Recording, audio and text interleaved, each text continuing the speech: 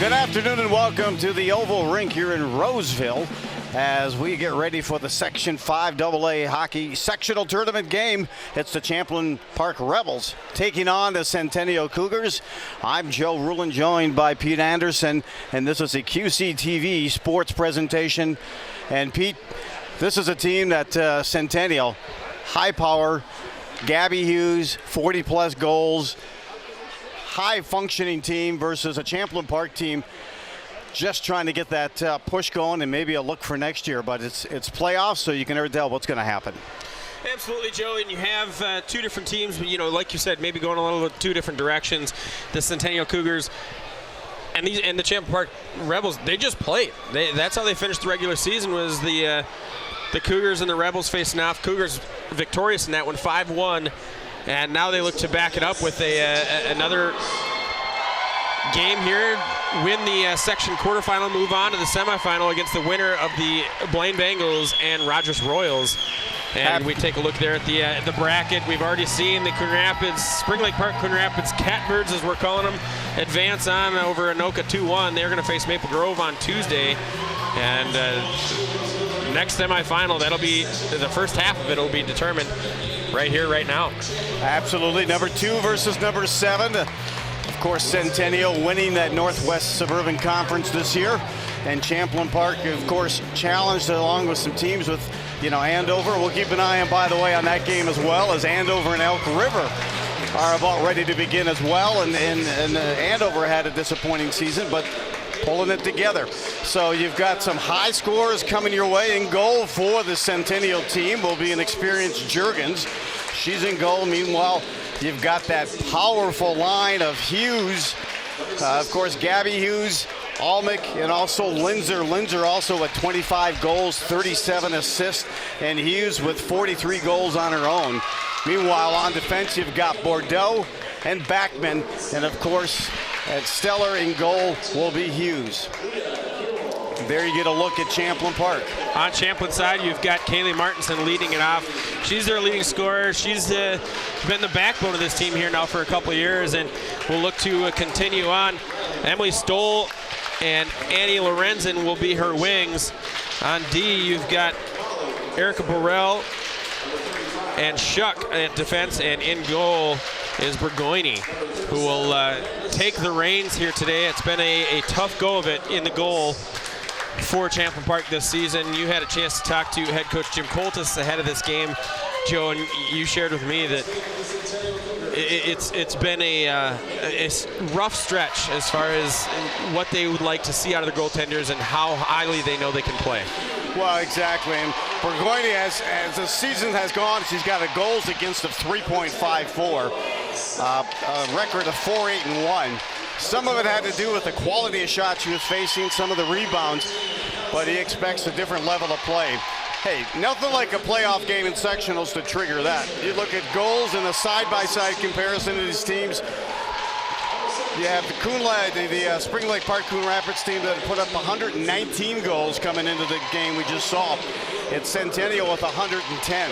Meanwhile, Champlin Park has lit the lamp 68 times. Penalty kill. Again, that's going to be an area of focus. Just at a 75% percentage is there for Champlin Park. And Centennial at 82%. Save percentage above 900 for Centennial, and for the Rebels at 86. Again, Pete, as you just mentioned, they just met a short time ago. It was a 5-1 loss for Champlin Park. And they've got to get out Champlin Park to an early start and a fast start. They sure do, and that's going to be the opportunity for Champlin, is to come out here and really have to put the pressure on Centennial to score goals. If they continue to, put the pressure on Centennial in their end, it doesn't give them the opportunity to score. It doesn't put the pressure on Burgoyne in her net. And that's got to be the game plan for Champlin Park when they look at how to address this team. They just lost 5-1. They just saw what they have to offer. That's the best time to game plan. Playing those back-to-backs, it turned those second games when they play back-to-back are typically a lot tighter than the first one. And you can make those adjustments, and we'll see what they do with the senior, Kaylee Martinson. She leads this Rebel team with goals scored at 21. She scored 4 in one game, in fact, this year. So she's capable of putting up the big numbers. Meanwhile, you have the Centennial team, and you like to think maybe seniors one and done, but they are loaded for a few years. The sophomore that started off with Gabby Hughes with 42 goals and a lot of underclassmen for years to come. Yeah, you definitely look at that team, and it's one that you look up and down the roster, and you're shocked at how well they played with how few seniors they have. I think I counted 3, and you know, that top line is dominated by underclassmen, freshmen in Almich, 2 sophomores on the other side. You look at the goalies right there. That's one of the few seniors for Centennial is Ann Juergens, and we'll see what happens. But yeah, you hope at least for Centennial's sake, this is a team that stays together. It's not a team that gets picked apart by other top-level programs like the U.S. developmental team. Juergens, a senior, one of the rare seniors, a record of 9-6-2 and a goals against of 2.10. We're underway. Centennial into white. They're coming out high pressure already. They're moving right to left. That's Gabby Hughes. She is a treat to watch as well. She can stick handle and that pure speed. Drop past their top of the circle. They still control. Centennial misses on the pass, cross rink, but they'll chip it deep. Stahl tries to take it out, but cannot. Linzer, with her 25 goals, will try to send it in. And the first line change now for Centennial. Champlin Park sends it in. They'll do their own line change, and back to retreat are the Cougars. Up near center ice, finally the loose puck picked up by Colford and sent back the direction of Centennial zone. Pickpocketed there, picked up, and a quick shot save made. Shot came in across the blue line, initially the pass, but then it was picked up and redirected. And Champlin Park put a good shot and a save by Juergens. Yeah, good pressure there by Champlin on that shot, and really just using the spacing to find a shooting lane and put that one on net. Never a bad idea to put it on net. Listening there, misses on the pass at neutral ice, and back to pick up the loose change and start it back up again is Champlin Park. Lindsay now brings it in, takes a shot. It's deflected to the corner by Juergens. Up ahead come the Cougars. Number 1 line back on once again. Moving in, here's a shot. Oh, nice job of lifting the stick. Off the rebound, a shot saved, turned away. Great back check there for Champlin Park, and creating that spot as both Lorenzen and Martinson overskated the attacking player for Centennial. LeClaire comes in, turned away, point blank range. Ricochets now to the corner. LeClaire backhands it now to her line mate. Brings it in. Berg takes this shot, hits traffic, does not make net. Out will skate Champlin Park. At least they try to skate free of the zone, and out to neutral ice. Back again, quickly coming, a quick shot, and they are firing missiles. Right now, Hughes has it, still controls, just inside the blue line. Centennial, here's a shot, gets all the way through, looking for the rebound, they can't get to it in time. It's deflected behind the net. Unbelievable pressure here early on by Centennial. And Centennial skater has to leave the stick because they got caught in the door that the Zamboni leaves in. Martinson takes this blast, and it just goes over top of the crossbar. Big rebound, controlled now by Centennial. 14:10 to go, opening period, no score. This quarterfinal Section 5AA matchup. Martinson once again in her 21 goals. Those she'll bring him in. Here's a quality shot. What's up? She put it between the arm, I believe, in the glove. And they take an early 1-0 lead for the Rebels. I don't know who that skater is, Joe. Number 12 is not on the roster. There's no nameplate. I couldn't tell you. There must be a jersey issue or something like that with one of their skaters, because that girl is on the top line. I'll have to do some math on who that was. That was one they didn't have. They had a 13, Mackenzie Baker, who jumped in as a freshman. Sitting out this game also is Tess Lorenzen.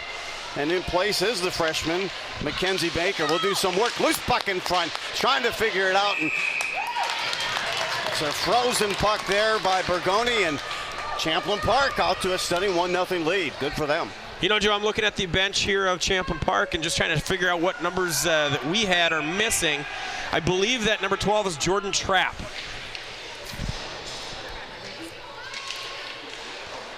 And maybe they could have. We'll have to find that out in the first intermission, but regardless, number 12 scores that goal. Believe it's Jordan Trapp, and that was a brilliant pass by Kaylee Martinson to create that opportunity for the player we think is Trapp. I don't know how else to word that.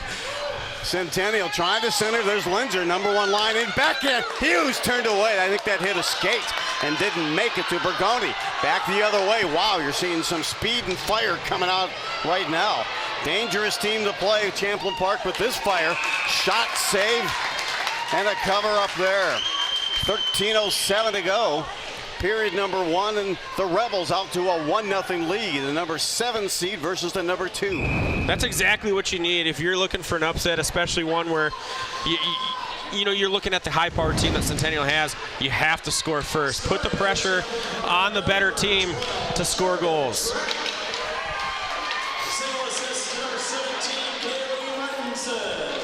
Another shot there in front. That's blocked. Good job by Champlin Park in getting in those shooting lanes. They've already got a handful of blocks here this afternoon that is helping out Bergoni in the net.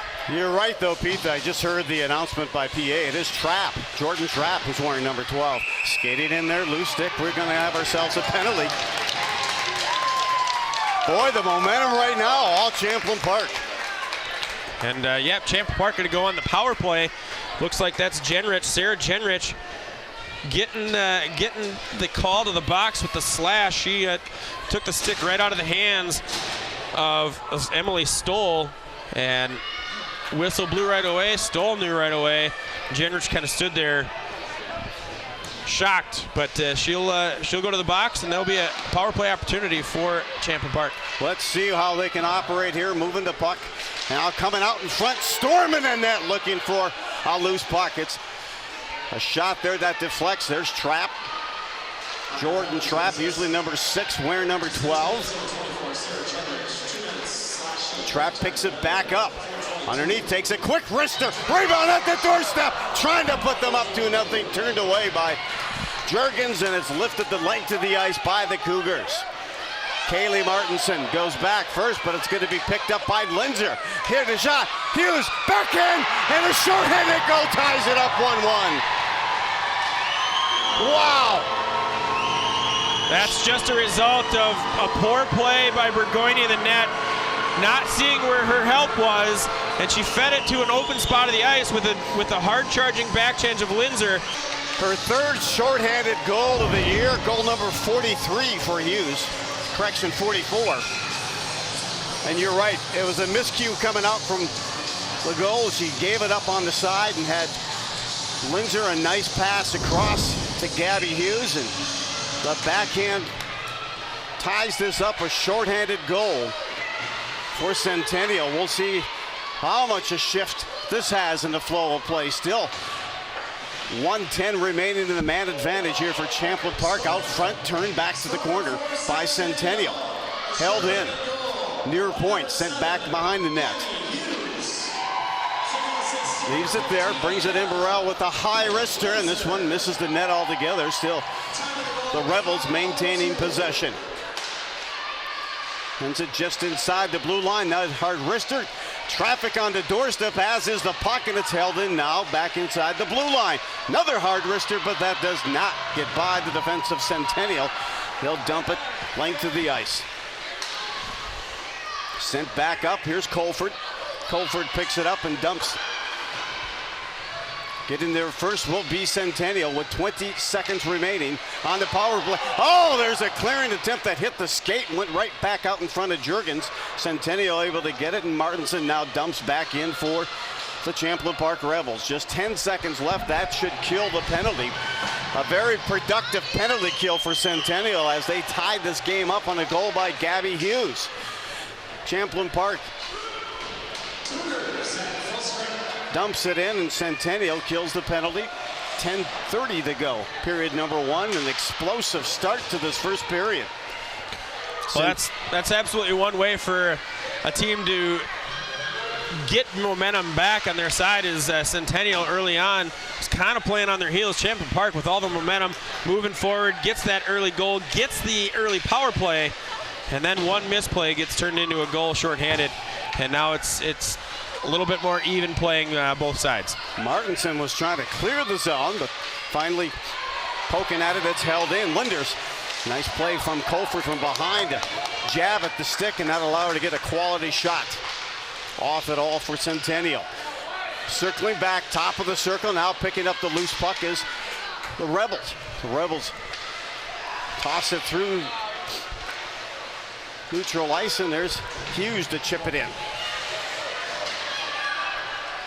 Sutherland has it again. She'll go at it. One more attempt, and finally sends it up ahead to Jordan Trapp. Jordan Trapp, a captain on this team, has it in the near corner. She's knocked off the puck, and the Cougars now come back. Big rush coming here. Nice sidestep. Riley shot, save, turned away. She eluded the defense and got a quality shot, point blank range, and turned away by Bergoni. Unbelievable save there by Bergoni as she just kept her position, but the move by Claire Riley to get in, and she had a clear look at that net. Bergoni, good job in taking the open net away. I love the up and down action so far in this game, and here comes Colford breaking in now for the Rebels.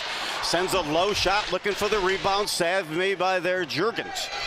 Behind, picks it back up, puts it out in front, sent to the side of the net. Centennial will skate free of their zone. They'll send in and make line changes. In the battle, in the corner. The Rebels, and they'll try to drop it off there. Almec has it. Backhands it out to the far corner point. Here's a blast, doesn't hit. Hits traffic. Champlin unable to clear. Back comes Centennial.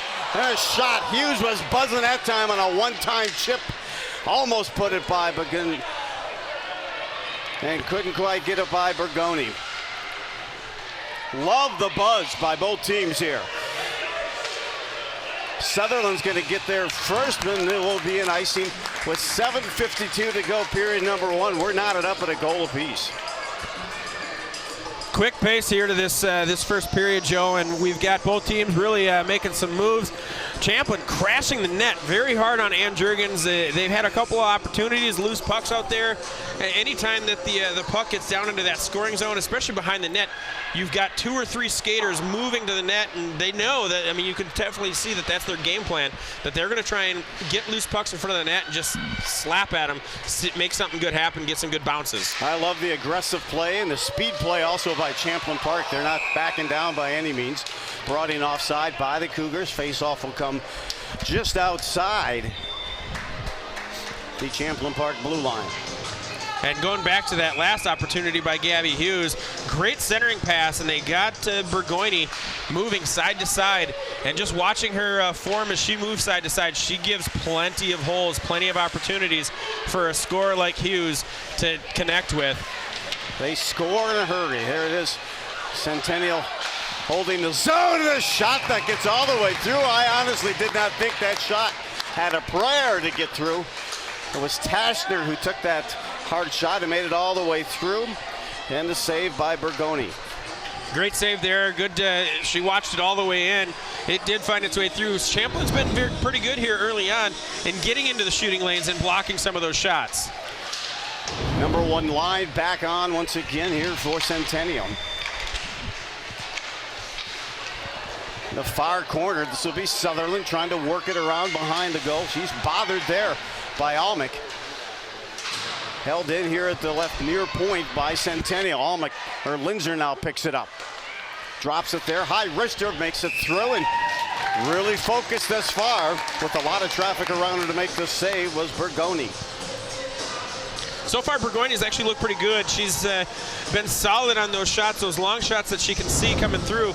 The issue she's going to have is she's got to really get into good position when she goes side to side, drop into that butterfly, close down the shooting lanes, and close down the amount of open net for goal scorers, pure goal scorers like Gabby Hughes and Annika Linzer. Centennial will win the race to the puck. Again, it wasn't a soft goal that she gave up by any means to Gabby Hughes. It was just an errant pass that set up the goal itself. Hard shot there, save made. Rebound picked up, that was Linzer. Beautiful job, poke checked away, and here comes Martinson. She looks to go coast to coast, she's brought down. Power play will be awarded to Champlin Park, and a penalty issued to the Cougars. Interesting decision to blow that one dead as Champlin still at the park, or had the puck. The Centennial actually, I don't think, ever touched it, nor did they possess it enough for the whistle to be blown. I thought maybe the net came off the moorings because Martinson slid into it, but that should still be a live puck, and maybe an inadvertent whistle there by the officials. You look right here. That's an easy call with that hook, and it'll be the second power play opportunity. Here's a breakaway. Short-handed attempt on the breakaway. Skating in. Pitlick, shot, save, turned away. And throws it up there. Pitlick, who has a brother who had success at Centennial High School. And a beautiful, stellar save on a short-handed attempt. Save made by Burgoyne. Much better positioning by Burgoyne to really take away that breakaway opportunity. She had the 1-on-0 earlier with Hughes where she kind of lunged at the puck instead of just retreating and making a read. This time she stayed low, she stayed in that butterfly and was able to make the save on that one, and she was in much better position to make a move side to side should there have been a play. Good stick work by Martinson, but she couldn't quite pull the trigger on a shot. Centennial deposits it all the way back into Centennial zone. We have 1:15 left to go on the man advantage for the Rebels. In the near corner. And it's sent back, picked up at neutral ice by the Rebels and sent back in, not before they're whistled. And the stoppage of play, 5:14 to go. Second power play opportunity for Champlin Park, but it's created two quality goal scoring opportunities for Centennial, and they capitalized on one of the shorthanded attempts. Absolutely, we got to. When you're on the power play, you got to get into your sets. You can't just rely on dumping and chasing when you're on the power play. And when you've got skaters like Centennial has, they're going to put the pressure on you to make sure that you actually play defense when you're on the power play as well. Colford now picks it up, starts it out of her zone. Slapped in, but not really controlled. We'll see if they can maintain possession. They cannot. I thought that was a quick dump in. Had some ice time in front to hold on and maybe skate it in. Champlin Park sends it along the board and will try to start up their power play one more time. Cannot control it. Goes back into the Centennial zone and can easily clear it there, at least to neutral ice. 10 seconds left on the man advantage. 4:20 to go here in the opening period. We are tied at 1 apiece. Another successful penalty kill for Centennial. Good passing at center ice. That one just doesn't connect, but it was on the mark. Going down, we got a penalty coming up on Champlin Park as Linzer went down along the boards. Once they can touch up, finally they do. Now we're going to see a very powerful Cougars power play opportunity. Coming off that power play for Champlin, they played that power play a little bit more passive, especially after early on giving that 1-on-0 opportunity, that breakaway opportunity to Pitlick, and then they just kind of settled back. They're really willing to just dump. They seemed a little bit more rattled than that one. We're going to get a false start on the face-off, and we'll reset here. Face-off will come just to the left of Burgoyne.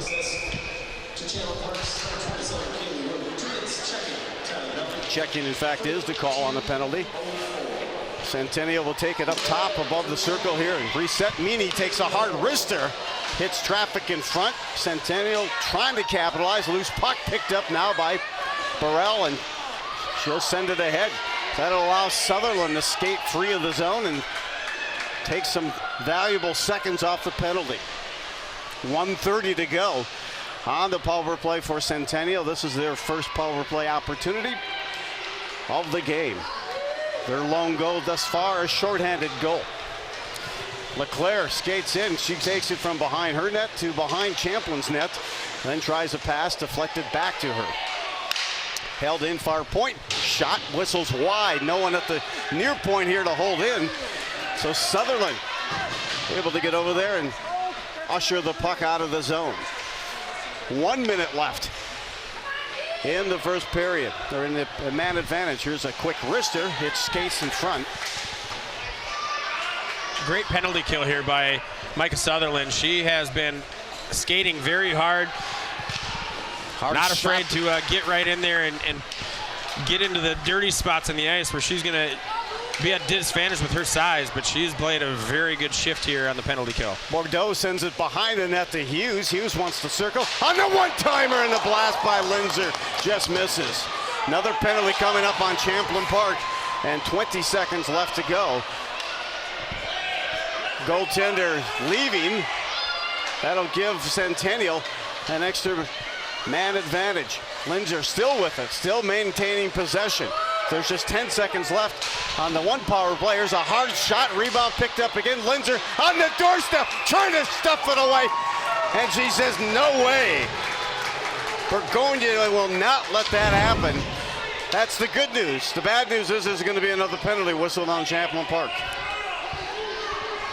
Great saves there by Burgoyne, and we got another, we'll have a 2-second or 3-second 5-on-3 here for Centennial, but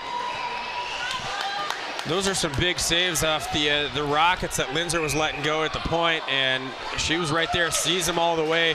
Good recovery after that shaky play. Out of the box now for Champlin Park. They're down one person, but they'll take a run here on a shorthanded attempt. So again, the penalty was called on Burrell. So out of the gate was Wood, Kaylee Woods. She picked up the puck, but now they're only down one person at this point. But there's still a $1:45 left on the power play here for Centennial. 2 consecutive power plays. And Pete, I've been impressed these last 2 games just by the velocity on these slap shots these ladies are taking for both teams. Centennial and also Coon Rapids as well. It's very strong in Anoka. They'll try to set it up to the side. Linders touches it up. There's Almec. Drops it. Almec now inside the circle. Surveying. Sets it up here. Looks like a shot coming. No, Linders on the one-time. Tries to set up a teammate. Loose puck in front. Still loose. Able to clear, but it hits off a teammate. They cannot clear it from out in front. Finally, it deflects to the far corner. Burgoyne's vision on that one saved that from being a goal for Centennial, as that puck was bouncing around and it finally got flung towards the net, and she stuck that leg out. She knew exactly where it was the entire time. Linzer sets up here. Beautiful pass attempt, but a better defensive clearing that time by Jordan Trapp. Linzer turns, pirouettes, and sends it behind the net. Jordan Trapp is there for the Rebels. Now they'll move behind, deflects out in front, backhand, tries to get by, no, it's turned away by Burgonia. Another face-off. She has been up to the challenge so far here in the first period. Yeah, coming into that possession, Linzer, as she carried it across the line, the fans over here on the Champlin side really wanted an offside as she actually backed in with her body before the puck did. And the official was right there making the call, but looked like it was an offside call to me as well. Hughes wins this face-off. She'll take it behind the net. She's shadowed by Martinson. Penalty coming up on Centennial. Taken down the ice was Megan Shuck. And being whistled for this penalty, the number 26 Bordeaux. That's a big penalty there for Champlin, as the pressure was beginning to mount for the Centennial offense and the Centennial power play. They were starting to get some possession time and being able to set up their play. And, that's just an easy call. You get your stick wrapped up in the opposing player and bring him to the ice. So we'll have some 4-on-4. Even better, out in front, more traffic trying to jam it in. And here's a 2-on-1, odd man break coming in for Centennial. Linzer wants to set it back, and she misses on that opportunity. Gabby Hughes, Linzer, an excellent passer, put it on the doorstep. Another shorthanded attempt there for Gabby Hughes.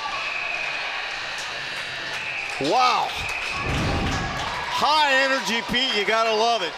Major octane going on here in this quarterfinal action between Centennial and Champlin Park. It is 1-1 after one, and as we start the second period, Pete, Champlin Park will get another power play. Yeah, and one thing that we got to start keeping an eye on here, Joe, is the chippiness of this game. Both teams are starting to throw in, a little extra stick work, a little bit use of the body when they think the officials aren't looking. We've already seen a handful of penalties here in the first period, and I wouldn't be surprised that we come out to the second period and this game starts to get a little bit more physical.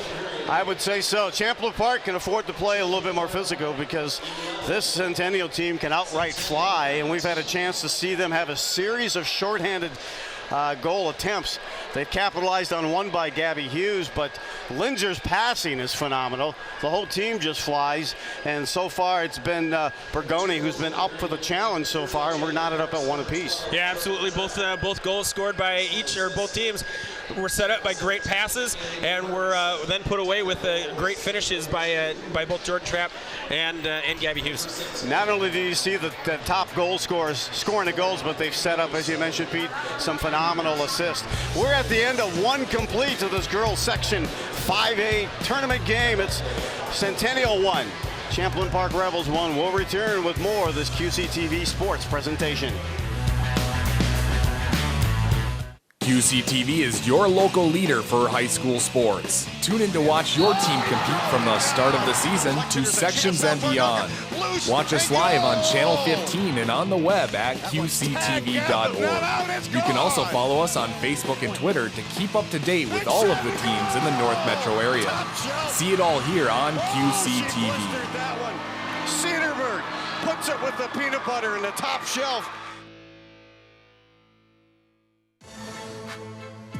Combined on the last one, and they do it again this time for the game-winning goal. Porsche at the top of the ice, looking for space. She shoots and she scores! Oh, she blistered that one. Cedarburg puts it with the peanut butter in the top shelf. Shot, goal! Front, controlled. Rister, goal! And there are the Teddy Bears. Hello and welcome to In the Game. I'm your host, Chris Carpenter. In the Game is a show that we do here at QCTV that focuses on the high school and amateur sports that we have going on in and around our four cities of Andover, Anoka, Champlin, and Ramsey. Believe it or not, but the high school winter sports season is already upon us. And on this program, we are going to learn about the Champlin, Anoka, and Andover high school girls hockey teams. So let's start with the Champlin Park Rebels girls hockey team.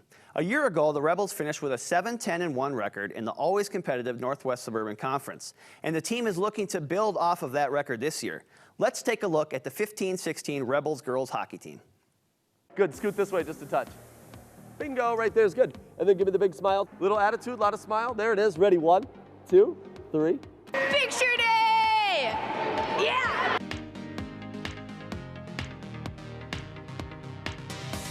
Are you ready, 1, 2, 3. Good smile, nice job.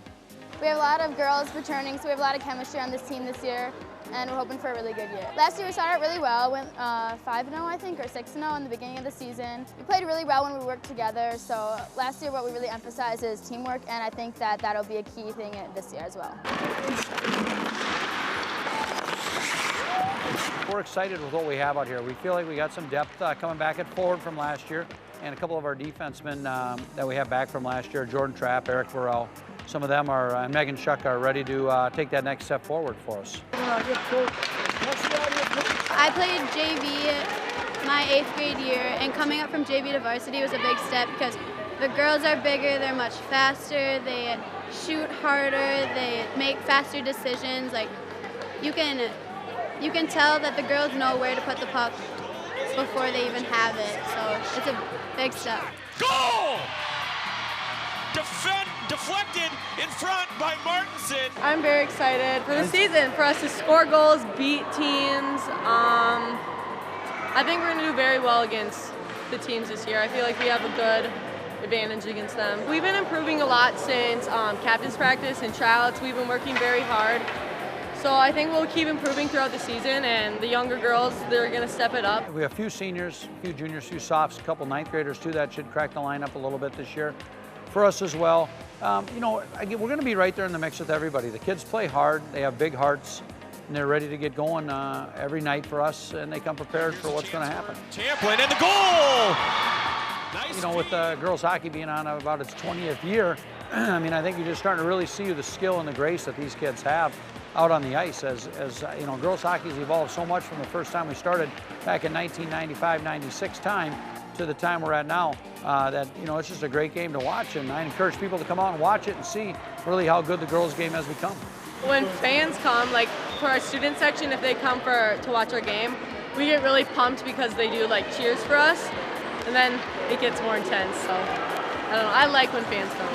We're trying to create a really positive environment this year, just fun, love hockey, and we want to work hard but also have fun. So if we can just combine those two things together, we're going to have a great season. One more. 1, 2, 3.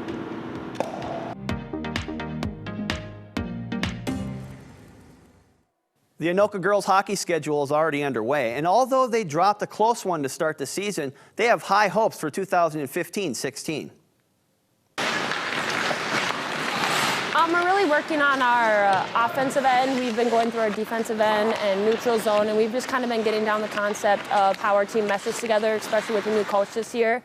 We have to kind of figure out what his coaching style is like. So right now we're just going through defensive, neutral zone, and offensive, and just working on our forechecks and making sure that everybody has their positioning down and everybody knows where they're supposed to go and at what time they're supposed to go. Yeah, well, the team this year, I've just gotten to know them for a week. I'm new on the job, but seems like they're very coachable, and they have a lot of good speed. And so I think that's a lot to work with. When we start the beginning of the season, we really try to focus on our own end of the rink. So we work a lot on repetition, passing, breakouts, different decision making based on what's being thrown at us defensively and all that. And we also work a lot in our own end defending. And so a lot of D-zone coverage and responsibilities and things of that nature. So that's one of our primary focuses during the year's team defense. And we just feel that anybody can play defense if they concentrate, focus, work hard enough. With our new coach this year, he is taking our team forward. We are doing harder practices, more ice time, more dry land that is harder, more work. We're just working more as a team and faster pace. I do feel like the team is getting stronger with each practice. We have 9 seniors and we have only 1 freshman, so the team is a pretty middle-aged team. We have a lot of fast girls, a lot of girls that can shoot pretty hard and are pretty scrappy in the corners, and I think we're going to be really great this year, and we're going to work hard every game. The center two gets it. There's a backhand and a goal! Guimel did a great job of sustaining possession of that puck, turned her back to the defender, and then sent a backhand on, and the goal was scored by number 7, Cassie Berkey. For the seniors this year, I think some kids that want to go out and make a point are Cassie Berkey, certainly.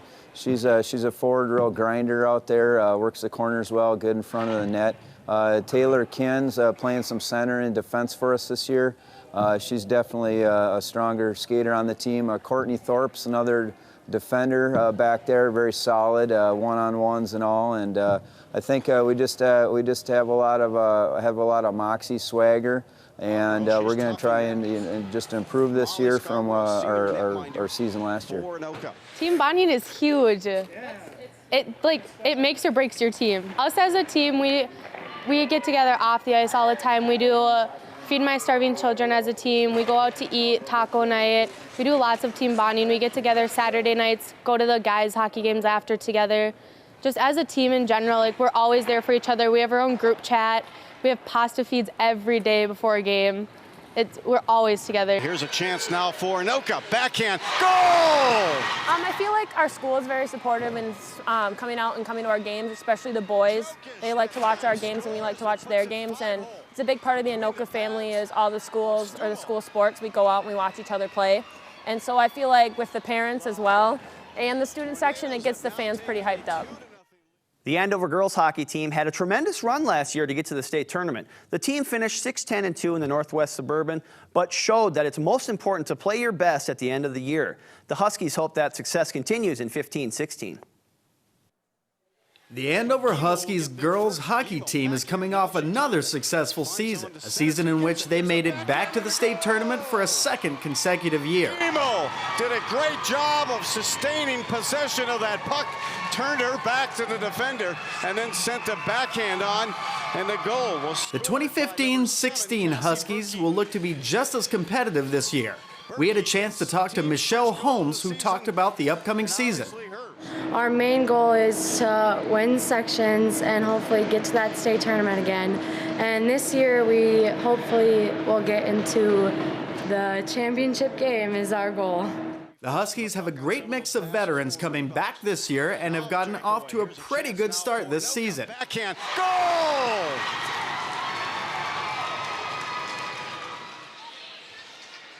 Budorak will get their first whack at it. Sadeh has it. She tries to pull the trigger on a shot, and that's disrupted.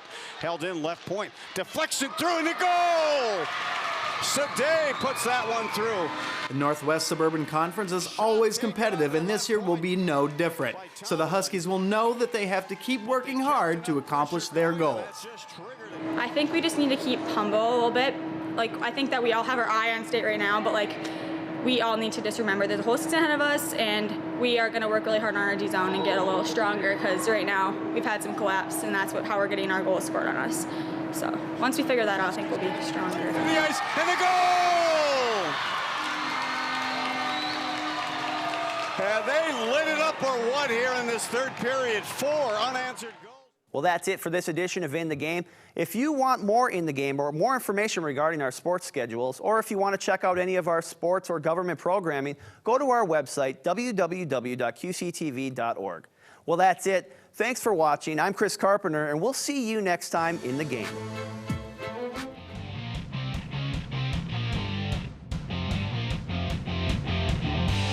Welcome back to the Oval Arena in Roseville, Minnesota. This is the girls Section 5 AA quarterfinal action. It's the number 7 seed. Champlin Park Rebels 1 and Centennial, the 2 seed, also 1. Pete, pretty entertaining first period. Absolutely, very up and down, lots of speed in both directions. And we take a look at the game recap. We look in the first period, it was Kaylee Martinson finding Jordan Trapp for that first period goal, just beating Ann Jurgens. And then the second goal of the game, shorthanded, great pass to Gabby Hughes, and Gabby Hughes from that close end, she's gonna finish. 1 word, 3 syllables for Gabby Hughes, explosive. She can bust it, and the passing by her teammate Linzer as well. A high potent team. You're seeing Champlin Park also trying to mix it up, get a little bit more physical and take them off their game, and I think it's worked so far. Well, we saw in our first quarterfinal action that you and I got the pleasure to call. It was a 2-1 win for Spring Lake Park Coon Rapids. Taylor Turnquist, leading scorer on that team. We saw her get her 69th and 70th points. Right now, Gabby Hughes, she's sitting on 69 after that goal. Unbelievable. Tie game here after 1-1. It'll be interesting to see if Champlin Park can maintain the pace that they came out with in that first period. They showed some speed and some hustle that I haven't seen from them yet this year. Absolutely, they've certainly played up to that level and capable of doing that. And as you mentioned, we had a chance to see Sutherland. Sutherland's exploded with some speed, some quickness, and everyone's stepping it up quite a bit here for Champlin Park as they wait for the players to come back and take the ice. Other games we need to keep an eye on is it looks like the Andover Huskies are traveling, and they are at Elk River. They are up by a score of 1-0, and that's in the first period. That would be a major upset depending upon how that continues. Huskies looking for their 3rd straight state tournament appearance. And, you know, once again, I mean, each of the last 2 years, their conference record hasn't been great. Their overall record's just been so-so, and this is just another season like that. But they, head coach Melissa Volk tends to get them in position to play their best hockey at the right time of the year. That does. She certainly knows how to turn it up a notch and get them focused on that as well. And meanwhile here, it's Gabby Hughes putting on a show. She had several quality goals showing opportunities, but I think the most important part has been the shorthanded attempts that Centennial's had, and they've been turned away by Burgonia so far.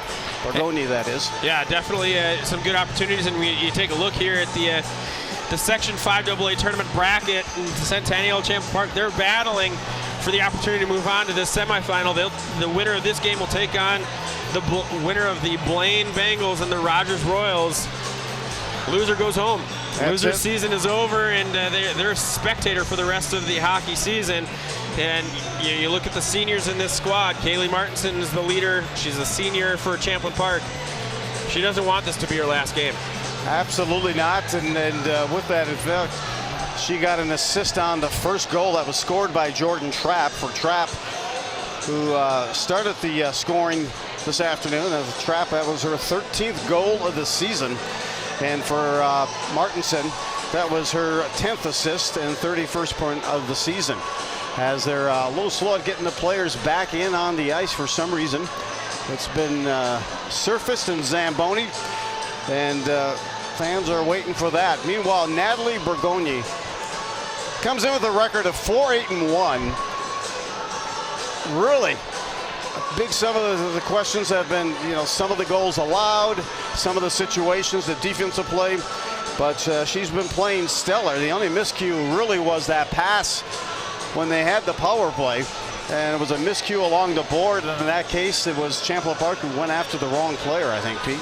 Yeah, absolutely. It was a power play for Champlin Park, shorthanded opportunity for Centennial, and the puck came into the zone, the defensive zone, and Burgonia dumped it into the wrong spot. She put it in the wrong spot. It allowed Linzer to get down and possess the puck and wait for Hughes to come down into the scoring opportunity, and it put Martinson, who's not a defender, who's not a defenseman, just playing that point position on the power play, and put her in a tough spot. She had to choose, and she made the wrong choice. It was just two bad decisions made by the players on Champlin Park that led to that goal, and they were riding high. They were just got that early goal. They had just gotten a power play. Some good opportunities for them, and they just weren't able to maintain it, but they escape out of that first period still tied and really playing some good hockey. Well, I was looking to see how Champlin Park was going to respond to that, and to the credit of the Rebels and their netminder, they responded well, because she turned away numerous point-blank shots. And the impressive part with Centennial is their passing is so quick. A lot of one-timer chips and one-timer shots, and she's turned them all away, not for the exception of that shorthanded goal. Absolutely, she's been brilliant outside that first goal that she let up. Ever since then, she's been very solid. Looks like she's seeing the puck really well, moving through traffic and being able to absorb those big shots and really not give up any huge rebounds that have hurt them. As I mentioned as well, there's some of the seniors looking for that big up, and they'd love to have that upset here for Champlin Park. Burgonia is actually a junior, but one of the players that was scratched was one of the twins of Lorenzen. It was Tess Lorenzen that was a late scratch for this game, and she was replaced by a freshman, Mackenzie Baker, number 13. The other senior obviously is Martinson, followed by Burrell and Colford, and then Amanda Scott. So all of them want to play to extend that season like no one's business. And let's see what they have left. As you get a look at Juergens, an impressive goals against average of 2.16. She's had an impressive season and a save percentage well north of 900%. Yeah, she's been good as well. She hasn't had as many big-time scoring opportunities to face as Burgonia has, but she's been in position to, face some big shots, and especially some of those, especially some of the the opportunities where the puck is loose in front, and Champlin has been really good at crashing the net, and she hasn't let one pass in those opportunities yet. And the other end of the ice is Burgoyne. Burgoyne has just been phenomenal this game, has had some disappointing parts of the season, a goals against of 3.54, but this afternoon, thus far after one period, she is playing stellar. Definitely is, both goaltenders have been had to play well because the pace has been very, very furious, and we've seen a lot of scoring opportunities both sides. And I have to imagine Champlin, if they want to maintain being competitive in this game, they're going to continue doing so. Champlin Park, as a reminder, will have the power play as we open up here in the second period. They'll have the power play whistled for the icing, or excuse me, for the offside. There was Centennial. Meanwhile, 1:33 will remain on the power play here for Champlin Park. I believe that is their third power play opportunity of the game. Face-off just outside the blue line, controlled by Gabby Hughes, and then sent deep. Off in front, kind of is looking at the blue line. Save turned away there. I just can't believe the speed and the opportunities that a team gets from some shorthanded attempts, and when they are shorthanded. The Linzer and Hughes just circle and prowl like sharks, looking for those opportunities. And finally they bring it in. Skating in, shot over top of the net that time, just missed by Champlin Park. Martinson has it, but then poke checked away. Bachman sends it length of the ice. Wow, the opportunities. I have not seen a team get as many opportunities as Centennial has on a shorthanded. Meanwhile, it's now and still in. Champlin Park with the chance, hits traffic on that wrister. Still loose puck in front. Someone's got to get to it, but it won't happen. There's a whistle and a hand pass. Yeah, that was a clear hand pass that I think it was Lorenzen or Wood. I missed who did it, but just really scooped the puck forward towards the net, and then Sutherland was the first one to touch it. Centennial heads up, just let that one be, because if it goes in, it's a no goal, and you can just sit there and wait and let the time click, right? Yeah, I mean, Champlin plays it, it goes all the way down in their end, or otherwise you just say, let's not worry about it. But Champlin ended up playing it. Trying to get around the defense is Burrell. She does, but without the puck.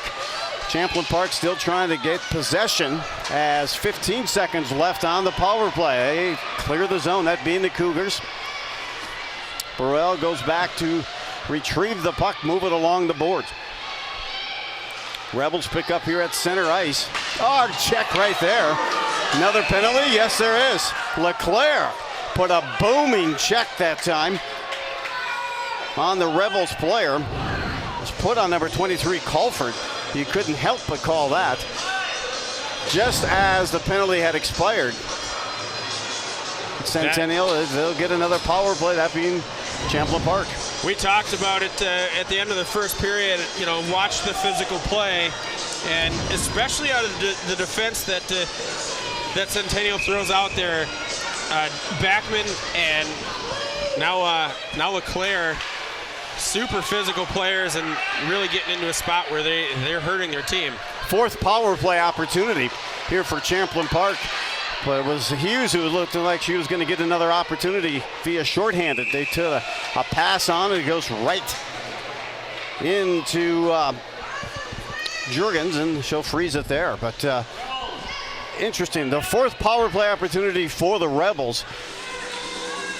And now it looks like Gabby will take a seat, Hughes along with Linzer. But Centennial's put on immense pressure, seeing they're on the penalty kill. I've never seen a team play with so much confidence on a penalty kill. Absolutely. I was thinking after I just said that how the opportunities and the physical play has hurt Centennial so far. But the offensive push that they've gotten while they're shorthanded has Centennial is unbelievable. Saw a nice backhand there by Trapp, and Lorenzen couldn't quite close the deal on the rebound. Back in is Champlin. Unfortunately, Linzer has it now, and she'll skate free of the zone. 1 minute left on the power play for Champlin Park. It's Centennial with the puck. Linzer gets around, shot, save, turned away. Rebound comes back to Linzer. She still tries to control. Forcing valuable seconds off the clock, and over comes Gabby Hughes to cause some more time to slip off the power play here for Champlin. High wrister by Sutherland goes over top of the net. Not much of a threat there. Up ahead now to Burrell. It's lofted, hits the top of the glass and out with 26 seconds left on the power play for Champlin Park. Again, good pressure. Linzer, it's tough to score a goal when you're not in your end of the ice and you have the puck.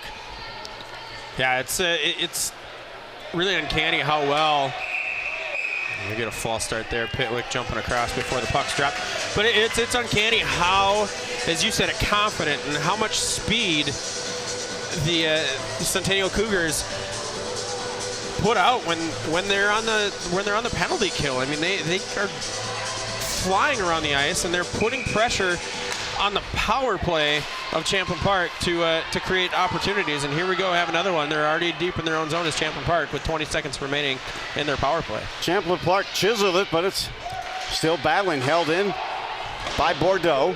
I've never seen a team who it almost looks like they have a goal of scoring a goal on the penalty kill when they're shorthanded. Here's Gabby Hughes looking for her second. Still controls the puck, just maintains possession. How strong is she on that puck? Penalty now is expired.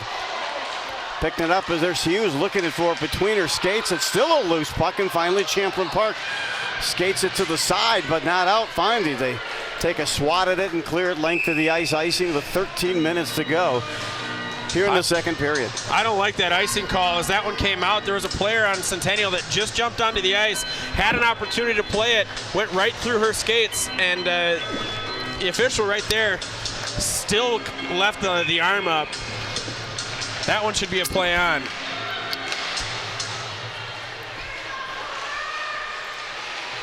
Chance here in the far corner. Excuse me, in the far end of the near corner. 4 players tangling on it against the board, trying to knock it free. More pressure by Centennial, and now it's finally Champlin Park who will try to skate free. They cannot. That's disrupted. Now loose change picked up by Sutherland. Off the board. They get it to neutral ice. Centennial circles back into their zone. And that's Berg. Berg sends it in. Actually hits the skate, and Tashner now will bring it in. She gets around the defense, but not with the puck. Poked ahead and back in to the Champlin zone. Deflected high, and Champlin Park almost looking as though they're getting a little tired here as Bordeaux heads it up. It's definitely something that we were concerned with after that first period. They had a very, very high pace, and we're going to get another penalty coming up, this time against Champlin. That's a high energy first period, and it starts to take its toll on the players, and that endurance as penalty is going to be whistled on Sutherland. This will give Centennial their second power play of the game. Let's see if they can produce any more offense than they have when they've been shorthanded, Pete. Yeah, and definitely it's a double blow there for Champlin as they go on the penalty kill, but one of their top penalty killers is the one that took the penalty in Mike Sutherland. Hughes holds it in with her skate. Now she'll pick it up. She moves in right in front, tries to dangle, takes the wrister and scores! She had a Champlin Park Rebel shadowing her on her hip. She reached for it and snapped off her wrister. A power play goal to put Centennial up 2-1. Yeah. What pure strength. And now she has a short-handed goal and a power play goal. Yeah, that was just a pure scoring goal. She's skating across the ice and has Kaylee Martinson really just shadowing her. And you get your goalie moving side to side, and you create that opportunity, that opening on the far side. And the officials here talking to talking to Centennial after that. I wonder if they were giving her a warning there for some maybe potential unsportsmanlike conduct as Hughes jumps into her bench for the celebration after the goal. Sure was. Up ahead now, Champlin Park tries to get it, but Linzer pickpockets that from behind. Race to the puck, gets there by Champlin Park, but they're not able to clear. Gabby Hughes poking at it, trying to get a hat trick. Linzer pulls away. We've got another whistle. And Centennial's going to go to the box here with a penalty. Champlin Park, we're going to get matching penalties. Riley will get an assist on that power play goal. That will be her 13th assist of the season, the first of the playoffs. Matching penalties it is. Both will be going to the box. It'll be 5-on-5. And roughing for, it was Almich and I believe Shuck. Megan Shuck. Try to work their way out. They'll still skate there 5-a-side, but both of them will get a 2-minute break. 11:01 to go, second period. A lot more whistles here in the second period. Pete, you said you could see it coming near the end of the first period. Some chippy play. Champlin Park is all for slowing the pace of this game down. And hopefully they can take advantage of it. Down by just 1 goal. It's early yet. 11 minutes to go, second period. Off the draw, Centennial carries it in and deep. Still with it deep. I believe that's Pitlick. Shot from point deflected to the side. Still controlling. Held in by Bordeaux. Bordeaux will take this shot. Save made. Rebound is out front. And fortunately, Champlin Park will skate away with it, but not out. Bordeaux has it there. She'll send it in. Champlin Park sends it around the board. No, they'll hold on to it finally around the board. Hard check put on there, and Champlin Park a chance here, skating in. The Rebels go down, penalty coming up. That one is fluttered in the air. After she was falling to the ice, she put the shot up as Kaylee Wood. Hooked down, and it'll be a power play opportunity once again for Champlin Park. Holding the call, and they're sending, that's looks like LeClaire, Amber LeClaire going to the box. Another call, and you know, Joe, you got to watch the action, but being in my spot and able to watch a little bit away from the puck, and you know, sometimes after the puck has been cleared. These matching roughings that were just called hasn't stopped any of the physical play. There's elbows being thrown. There's some face washing going on. This game's going to get ugly, and we got a 5-on-3 coming up here. Wow. It keeps going. Unbelievable. They call that a trip.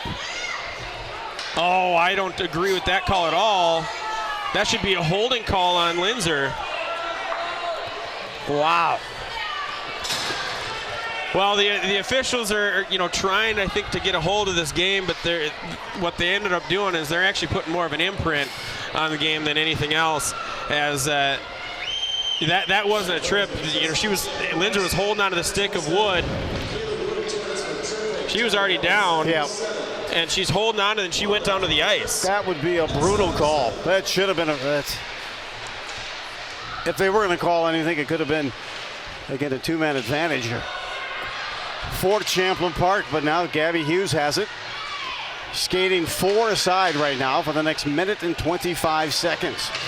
Just banging around in the corner. Linzer comes away with it. Loose puck, and it's poke checked out away from the goal. Centennial still in control. Linzer sends it back behind for teammate Gabby Hughes. Shot here, just off the mark. Held in at half board. Just inside the blue line. Sent deep again. It was Backman. Champlin Park tries to send it behind, but it hits traffic, and Martinson goes down. Linzer has it and chips it deep. They'll do a quick change with 40 seconds left to skate 4-on-4. And this is going to be an ice. That's Martinson just tired and needing a change, and kind of a selfish play there, right there, as she just flings it long instead of trying to hit one of her teammates and get the change in transition. That might have been just a lot of frustration as well. She had a lot of ice in front of her. Meanwhile, faceoff will come back into the Champlin zone. 20 seconds left on this 4-on-4. Here comes Scott. Scott looks behind, tries to center. Bordeaux is shadowing her. That comes Centennial.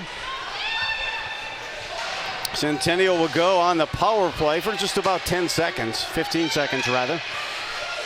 At this point, they are on that power play. Champlin Park keeps the pressure. Keeps swatting at it, and here's back behind the net it goes for Centennial. Those started up ice. Champlin Park back at full strength. And now behind with 7:45 to go here, period number 2. It's a 2-1 lead for the number 2 seed Cougars. Operating behind, looking, circling, centering, no one home. Needs to get a stick down. They keep running the weave and cycling. That is Centennial controlling play in the Champlin Park zone. Nice play by Sutherland in front of the net, knocking that one down and then chasing it down as well. Again, it comes outside the blue line, but Centennial maintains possession. Tashner ahead to Leclerc, and Leclerc backhands it in. They looked, I was just saying, they looked very tired, Champlin Park, at this point, as they've whiffed on a couple of shots. And they're trying to get that puck out. There's Wood. And finally along the board, not able to get out, sent back deep along the far board. Finally, that's Wood. Tries to headman and cannot. That's picked up by Gabby Hughes. This has a formula for another goal for Centennial if they cannot clear. Out in front, shot, save, turned away, and locked up that time by Bergoni. Great save by Bergoni, as a little bit of a defensive lapse by some of the Champlin Park skaters there, and she's able to bail them out, as that was a wide open look from in front of the net, and there was 3 Champlin Park skaters behind the net at the time of that shot. You just can't have that. You have one person chasing, you got to stay in front. I know head coach Jim Coltis has got to be talking to his girls about their discipline and their effort, because right now it's very lethargic out there and not making very good decisions. Centennial operating behind. There is Linzer. Now she has it. She'll take it behind. Try to drop it, and Champlin Park at least clears. Just got an update by Taylor in my headset that it's a 2-1 lead now for Elk River over Andover, as they are now in the second period. Andover had taken an early 1-0 lead. The winner of that plays in the sectional finals. Elk River, the number 1 seed. Back here at Centennial with the 2-1 lead. They're the number 2 seed, taking on number 7 Champlin Park. Oh, a turn, pirouette. Linzer on the backhand, turned away.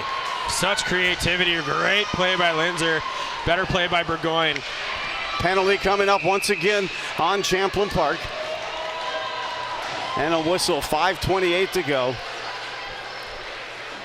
here in the second period, and Champlin Park looking very fatigued, and the last thing they could afford right now is a penalty. We'll see if Centennial can take advantage of that. Irondale, you see some scores on the bottom as well. Moundsview up 2-1 girls hockey over Tartan. I think we're having too many skaters on the ice, or else this is going against Burgoyne, and you got Lisney just taking this one. Face off to the right of Burgoyne. Controlled by Centennial now behind. They just seem to power and muscle their way to the puck. Backhanded behind and tried to clear. They do just get it just outside that blue line. Let's see if Champlin Park can get some sort of spark going here. Even though they're down 1, it's Linders.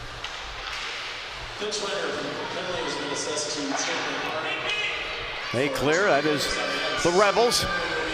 Neutral ice. They'll reset, try to send it back in. So far, good effort here by the Rebels. Picked up shorthanded. Here comes Martinson in. There's a fluttering shot. Didn't get all she wanted on that, and it fluttered away right into Jurgens, who made the save. She picks up the puck here shorthanded. And you know, I have to question Jim Coltis here and continuing to throw Kaylee Martinson out on the power play or on the penalty kill. She's a great skater. She's got tons of speed, but she's not a defensive-minded skater, and you really got to have that type of mindset to be on the penalty kill. That was almost a shorthanded goal there by Scott off the face-off. She sent one just wide of the mark. Looking to try to clear, and it hits the stick of the Centennial player, Gabby Hughes. Held in here at the near point. Picked up by Hughes. Over across, looks across ice, dumps it there. The Rebels get their first and send it length of the ice. Just 35 seconds left on this power play. Linzer goes back for Centennial, brings it up. Gets by one defender. Still with the puck. Continues with it. Still dangling. Top shelf, puts it over top, and it hits the post, and now they reset. 15 seconds left on this power play. Linzer has it once again, top of the circle, cross rink to Hughes, touches up. Borgman there sends it deep. Held into the far side, and now able to clear. Good job on the penalty kill that time by the Rebels. Never did get the call on what that penalty was, but here's an opportunity for Champlin. Oh, The official was nowhere near in position to make that call. We get the advantage of video replay, and I can't wait to see that one. She was skating in all alone to tie this up. Whoa.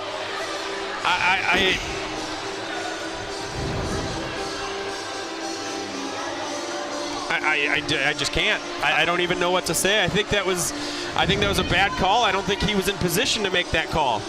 Stahl was coming in all alone, and Jim Coltis is not happy at all. And he's saying the exact same thing that I'm saying. You weren't in position to make the call. He was behind the play. He can't make it. The thing is, if you can't see it, you're not supposed to guess as an official, and that's exactly what he did. He had to guess because he wasn't on the line. Still having words with the official. He wants to know who the heck could make that call from that distance, and Stahl broke in all alone. She had a good 20-25 feet on anyone around her. Behind the net, Centennial tries to center. This goes length of the ice, and Jurgens comes out to redirect it up, but picking it up here now is Lawrenson. She centers, deflected to the far side of the board, and LeClaire has it. Lorenzen would have been wise to just throw that one at the net, as Jurgens wasn't in good position and left the net wide open after she created that turnover. I'll tell you that call by the official has really sparked some offense here, or at least some good pressure for Champlin Park. Let's see if they can sustain it. Good play coming back by Martinson to at least tangle him up, and Centennial goes back. I can tell you the Champlin Park fans here over on our side are livid with the officials right now, and we talked about it at the beginning of this period, how some of the calls were, you try and keep it fair, you try and take control of the game, but at the same point they're putting imprints on the game, and you don't want to do that from a standpoint of a close game and a game that's going to end somebody's season. Hughes has it here just inside the blue line, sends it deep. Sent by Backman. Now center, and here's a chance taken off the puck. Good defensive play there. Way to come back and help out. Champlin Park coming in, still whistle for the offside. That's an offside. Yep, Culford was in by about a half a stride. Yeah, just got to hold that line there. Culford just had her back to the play, and it's a tough timing thing where you're trying to look over your shoulder to see when your teammate comes across as you're trying to hold the blue line, but wasn't able to keep the right foot over the blue line and look over the shoulder at the same time. Hard check here on the board. Still with the pressure, Centennial. Finally off the board, chance here. And here's a power play opportunity if this doesn't go in. Backhand there by Culford, didn't get as much as she wanted on that, and it'll be another power play opportunity for Champlin Park as the penalty being whistled on the Cougars. Sutherland goes to the ice again, and the officials have called some things and not called some, not called others. They're not really being consistent as far as when the physical play is okay and when it's not. And there's a check just a couple seconds before that last one where I believe it was Burrell that rode a skater from Centennial into the boards, and that one doesn't get called. Riley whistled for the penalty for Centennial. It's controlled here. Is a shot all the way, and it's gone from the point. Deflected between the 5-hole of Juergens, and this game is knotted up at 2 apiece. Annie Lorenzen with a great play to tip that one from the point. It was Burrell that let that one go. Lorenzen tipped it. Juergens had no chance when that one went. The elevation on that one went from about 5 feet to on the ice, and Juergens had no chance. Well, it took about 6 times, but finally Champlin Park capitalizes on a power play goal. And what a better time before the end of a period. And the fans here on the Champlin Park side go nuts. They needed that as they were getting very frustrated with some of the play and the calls that were being made on the ice. Watch the tempo here, because you can bet Centennial's going to go full throttle here for the last minute of this second period. As you said earlier, Pete, it's the toughest time of give up a goal is the first minute or the last minute of a period. Lorenzen looks like she'll get credited for the power play goal, I think, on the deflection. You could tell it was redirected, but right now Centennial heating up the pressure. Backhand save, tried to slide it under the garage door, and a beautiful save that time by Bergoni. Burgoyne just closed that 5-hole just in time. The backhand of Linzer was on point, was on mark, and just a great play there in the net by Burgoyne. This period, we've kind of had a lot of up and downs, but I've seen, we've talked about Gabby Hughes quite a bit, and she is the leading scorer. I mean, just behind her is Annika Linzer, 62 on the year. I think 63, she got the assist on that first one. But she has hit another gear. Her skating ability this period has been unbelievable. Trying to center. Oh, slides it through the crease. Nobody there to punch it home. This goes to the far corner, and there will be a 2-2 tie at the end of 2, and Champlin Park fans are erupting. This has turned into a great contest. As you can see, the players coming over to the bench, ready to support the Champlin Park fans, and they are ready. They want to start the third period now.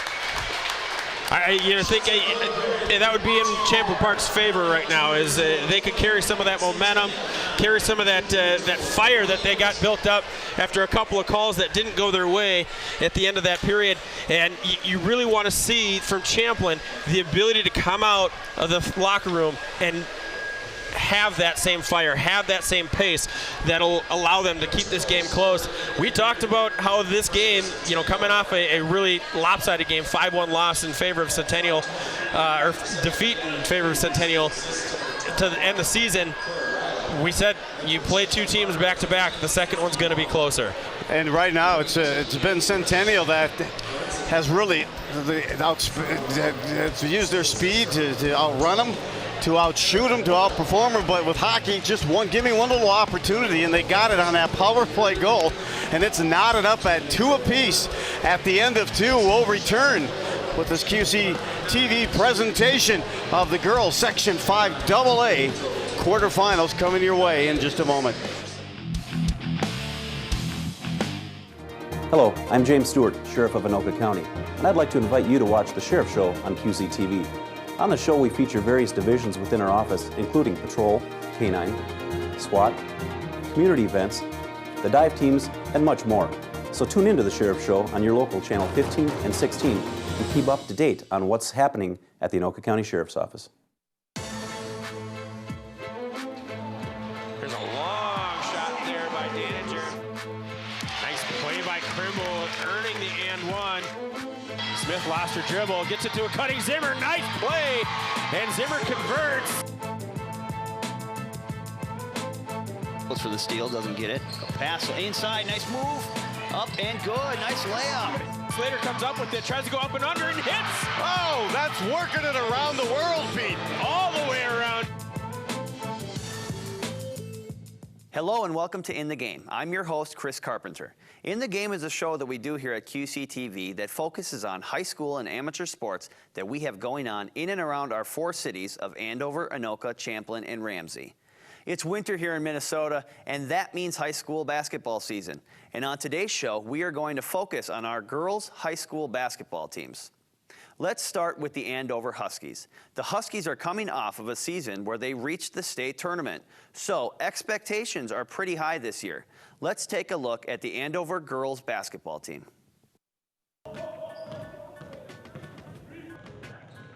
It was an incredible season for us. We had a young team coming in. We didn't really know what to expect. We'd lost a lot of seniors.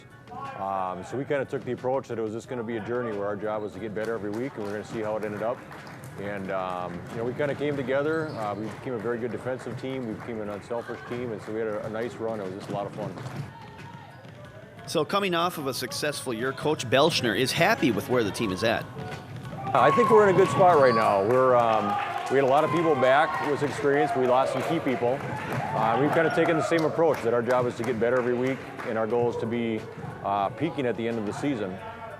So far I think we're on pace. You know, we've had our ups, our downs. We're kind of still a work in progress, but I feel like we're making progress going forward. So, Senior Gabby Garcia also talked about her experience going to the state tournament. It was super fun and exciting, like nerve-wracking. Like I was super nervous to just sitting in the locker room, waiting to play or watching other games. Super nervous, nerve-wracking. Team goal would be to work together so we can make it to that section championship and just play as a team together. The Northwest Suburban Conference is once again tough, but Coach Belschner says that the team needs to stick to their game plan. the Northwest Suburban is really good this year, and it has been the last couple years. So there's a number of teams that are ranked, and I would say every game we play, you're playing great teams, great competition. Our approach has always been, in our conference, there's a lot of talented teams, and so our goal has got to be to get better every day. Our goal has got to be the aggressor whenever we take the court.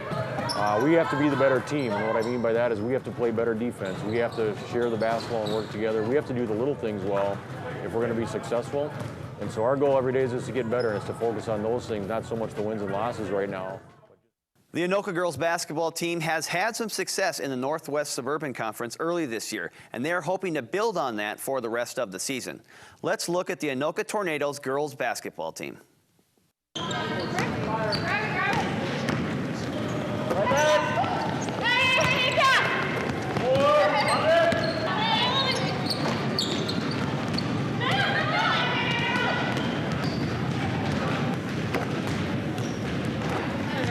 I think the season's going well so far. We've had some ups and downs, but for the future, there's a lot of potential down low at our lower levels, and I see it every day, every practice, every game, and it's awesome to see. So I think in the future it'll be well. I'd say the season's going decent to good. I mean, we've definitely had losses and down spouts, but I think it's due to we haven't had a full team really. We had our big post out for a few weeks, and now we have our other captain out for a few. It's just been off and on, but overall I'd say it's really good because we had the same team last year, just minus 2 seniors. So to be building from last year, it's worked really well. I think the season's going very well. not like as good as I would want it to, but it's going well for us. We've had a few tough losses that we definitely should have won, but besides those, we've given a good fight for a lot of teams. And the goal for this season, I really, really want to make the state this year. It's my senior year and I've made it to state other years, so this is my main goal. When I was a freshman and sophomore, we had this really big powerhouse group of seniors, and we graduated 9 of them actually when I was a sophomore, and after that we were really young, and we had a little bit of trouble trying to fill those big shoes, but I think we're getting there. We're kind of almost at that point now where we can do some of the things that they've done, like go to state and win the section title, which is my goal, or I think everybody's goal this year. The more we play as a team, the better we do, and I think if we just continue doing that next year, it'll keep going.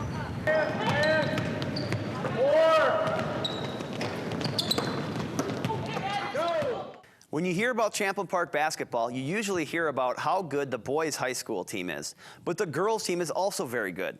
Here's a look at the Champlin Park girls' high school basketball team. Basketball's awesome.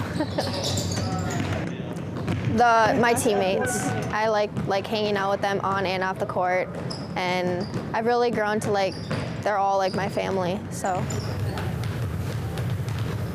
We're young this year, so I kind of feel like an older player. I'm one of the more experienced. I've been on varsity since my freshman year, and it's really fun to have a big role on the team.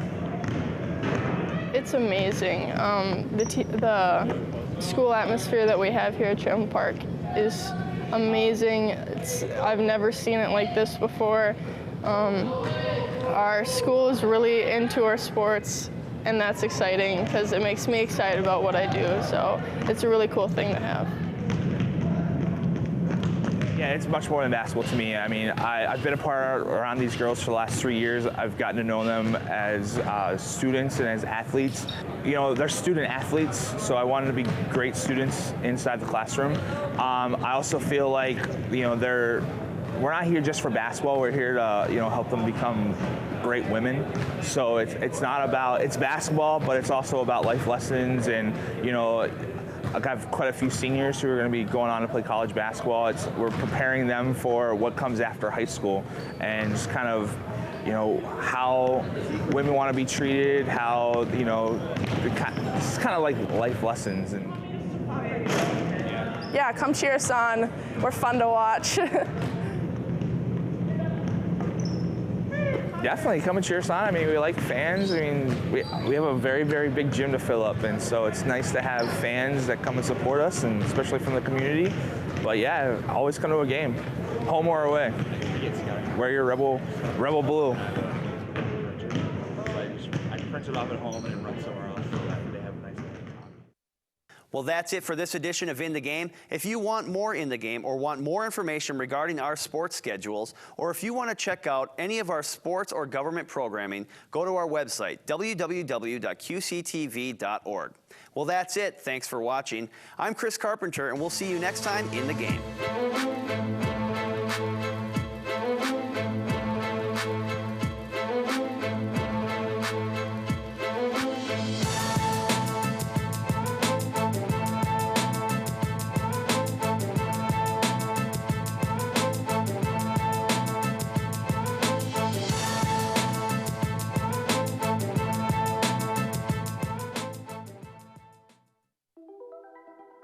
Todd's a great guy. I mean, look at him. What a sweetheart. Attaboy.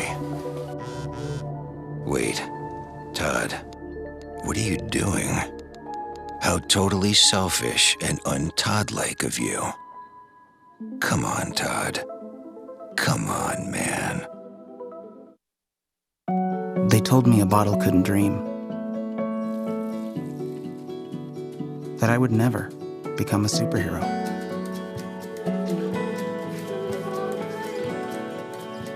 But I learned how to fly. Just to come back in a new disguise. And be the hero that I've always wanted to be.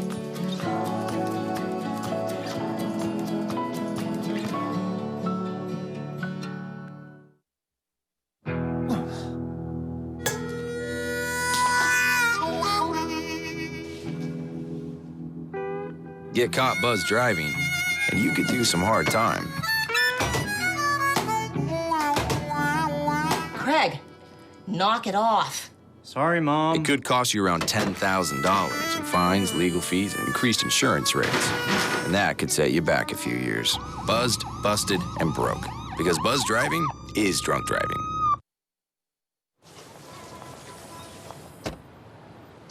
Na na na na na, I love you so. I love you, I love you. La la la la, la la la la la la la. We're here. Yay! It's a short drive from your neighborhood to your naturehood. To find a neighborhood park or green space near you, visit discovertheforest.org. You think getting dumped by text is harsh? Try getting dumped by a tennis ball. My ex-owner drove me out to the woods, yelled fetch, and by the time I brought the ball back, he was gone. Yeah, I was pissed. But the folks at the shelter helped me let go of my anger. I learned coping skills, like taking it to the hole. Boom! Now I'm ready to fetch again. But how about I throw and you run and get it?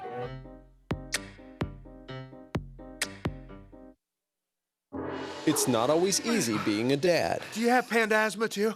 Does that run in the family? This is the home of the most priceless kung fu artifacts. But when you make an effort, Dad, we're not supposed to touch anything. Oh, sorry. Go long, son! it's always worth it. Whoa! Master! The smallest moments can have the biggest impact on a child's life. Take time to be a dad today. I am gonna get you. I'm gonna get you. Call 877-4DAD-411 or visit fatherhood.gov to learn more.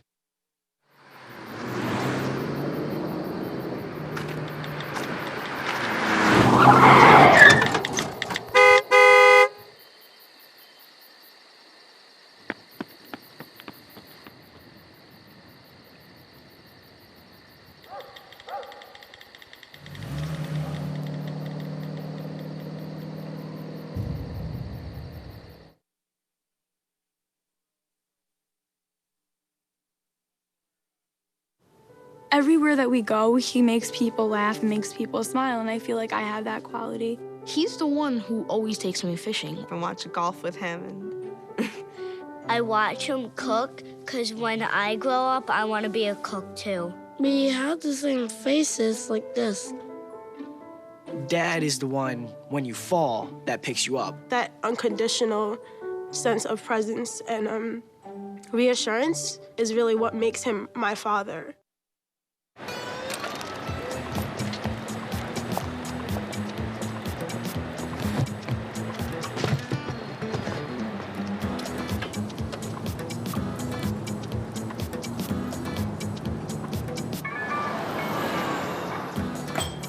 It's a short ride from your neighborhood to your naturehood.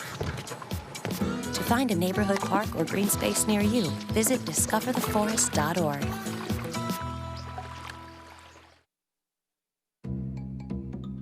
Sure, I look cute now, but when my owner lost his job, it was rough. I was living on the street, and one night, me and this Cocker Spaniel got into it so bad, I wound up looking like an ice cream cone. I cried a little bit, but thankfully I got rescued, so I'm running, I'm jumping, all back to my old self. And I'm ready to give unconditional love, even if you put a lampshade on my head.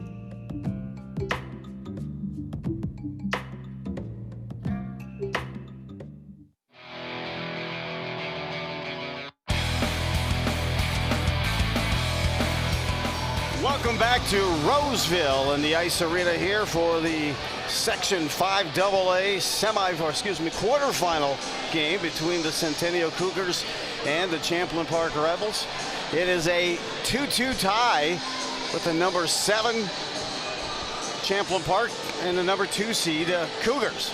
Phenomenal second period, up and down. Shots on goal were 9 apiece for each team, but for the game, it is a 28-20 lead on shots on goal for the Centennial Cougars. But we've got a third period ahead of us. Yeah, for Champlin, the keys to this third period, if they want to come out and shock the world, shock this Centennial team, they've got to maintain that high pace. They got to have quick line changes. They got to outskate Centennial. Centennial's got some outstanding skaters in Gabby Hughes, Annika Linz, Claire Riley's been outstanding here today.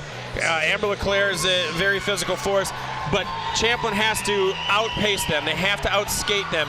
And then the last part of it is they have to stay disciplined. This game has been littered with penalties, both sides. Champlin, if they want to have a chance, they got to continue to let Centennial make those mistakes and stay disciplined on their end. Don't take dumb penalties. Take as many opportunities with that extra skater as they possibly can. They need to go full throttle here, third period. This would be a major upset if this Champlin Park Rebels team can extend, at least get a lead here and put some pressure on Centennial, but also take this win. It's 45, 2 goals scored in the game by Hughes. One power play, one shorthanded has given her 45 goals for the season. Linzer has played well. Almick has played well. It's just been spurts where Champlin Park has stepped up and scored just on maybe a 10-15 second spurt. But otherwise, if you had to look at who owns possession of play and everything else up and down, it's far and away been Centennial, but also much to the well play of Bergoni as well. She has come alive here this game. This has been a signature game for her. She absolutely has, and she's kept Champlin Park Rebels in this game.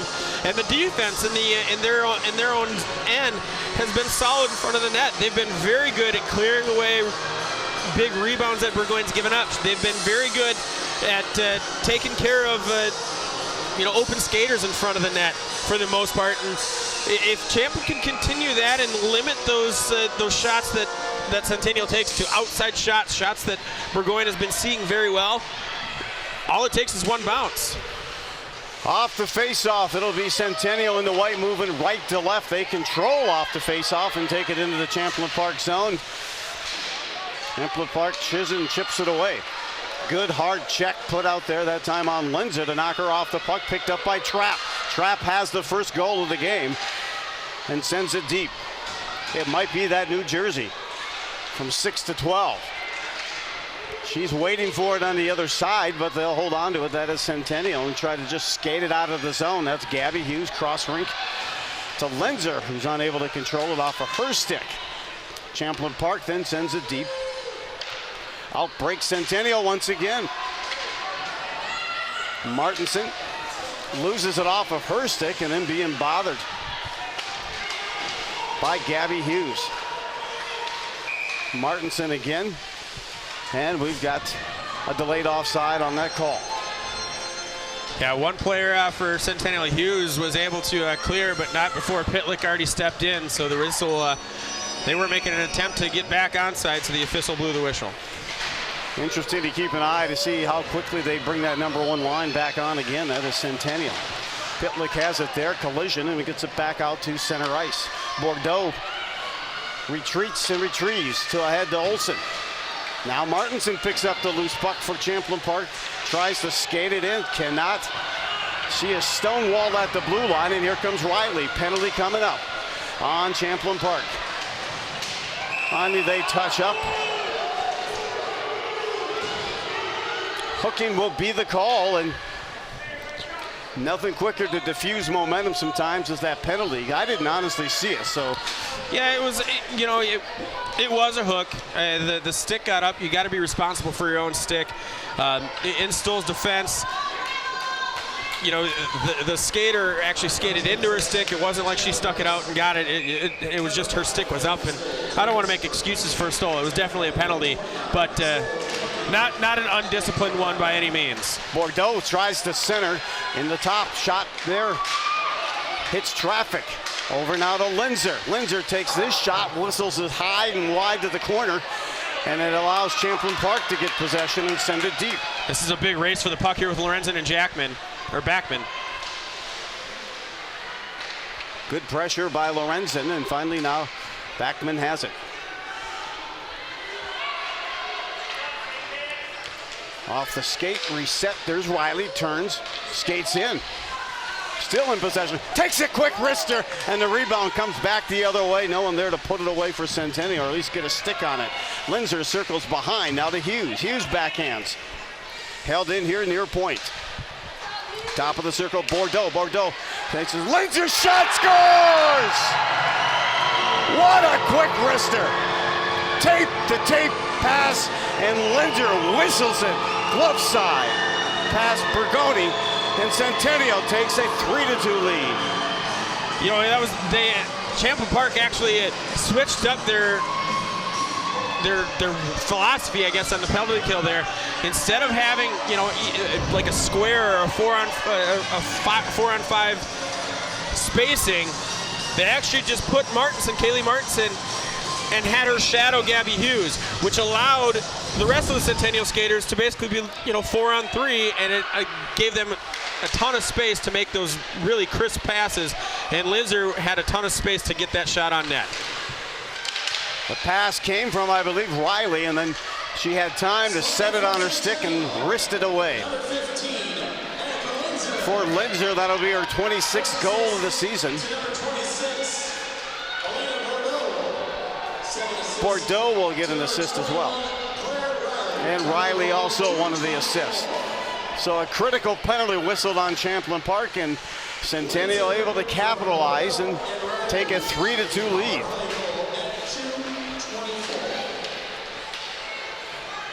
Back comes Picnic. Picnic looks, centers, puts traffic in front. Good job to redirect it behind. Once again picked up just inside the blue line. That shot hit traffic, and Wood will loft it up and just beyond the blue line, and Centennial whistled the call. It'll be 13:21 to go here, third period. Hand pass is the call there on that one. You know, I don't disagree completely with Jim Coltis' call there on that last penalty kill to have Martinson shadow Hughes and really try to remove her from the power play. But the thing is Hughes hasn't been the dominant skater since the first period. It's been Linzer, and she's been the one that's really been on fire and, you know, outperforming every other player on the ice when she's stepped on. So, you know, you can't really just say we're going to remove one and then, you know, ignore the other and let her make plays, because she's also a 60-point player, and now that's, I think, her 64th with the assist. So we just got an update as well from the Elk River score in the game. It's 3-2 now, Elk River at the end of 2. I was just taking a look at that game online real quick. At intermission, there's only one penalty called in that game. That is quite the opposite of what we're seeing here in this game. 3-2 lead Cougars. See if they'll widen the gap, or will Champlin Park close it. Still with the puck.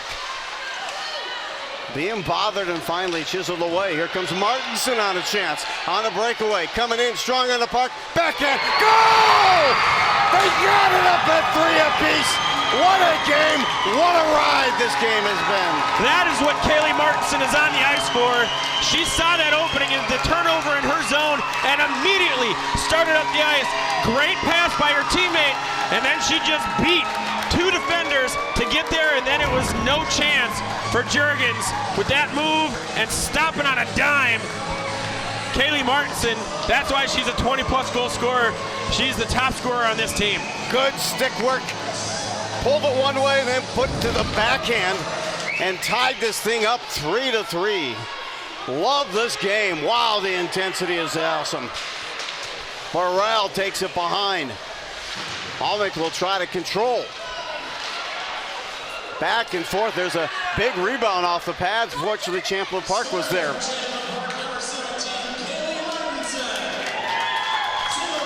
Short. Almost short hop that one by. Back out to Centennial. Burrell will get an assist on that goal. And we are up tied at 3 apiece in this quarterfinal matchup. 7 seed versus the 2 seed. The 2 seed, the Cougars. Cougars came into this game with a mark of 17-6-2. Out in front, dangerous pass. Bordeaux is redirected off the puck, and then it's sent beyond the blue line. Send it back in deep. Champlin Park is there. Here comes Jordan Trapp. She tries to lead it up. Olsen is there for Centennial. Circling back is Centennial, trying to send it deep. They do from the point half board. Now picking it up. Good job to come over and help out that time. Was once again One of the defenders for Champlin Park going down, penalty coming up. Champlin Park will get that power play. Not only is that big because they're getting a man advantage, but that was huge because Champlin Park was struggling. They were gassed off of that one. Erica Burrell, the defender, had been on the ice for more than a minute, and she needed to get off. She needed to change very badly. Olsen will be whistled for that, and again, another power play opportunity, but they start to take their toll, Pete. This is 7th or 8th power play opportunity, and those legs start to hit no matter what condition you're in. But here comes Linzer. Linzer skating in strong, tries to get around Trapp, now behind the net, tries to center, hits off the skate of Hughes and just goes wide. Annie Lorenzen won't, there's nothing in the box score that'll mark that one, but she absolutely saved that one from being another shorthanded goal. Played with Gabby Hughes and recognized that rush right away. Rinse it along the board, that would be Centennial. Goes all the way out of the zone and deep into the Champlin Park. They'll have to reset. Martinson can't handle the pass. Almec can. She picks it up, skates in, leaves it for Riley. Riley off her stick and goes here to the near corner. Tangling up is Burrell, enough for Riley so that Martinson can pick up the loose puck. She looks to go coast to coast once again as she did on her last goal just a minute ago.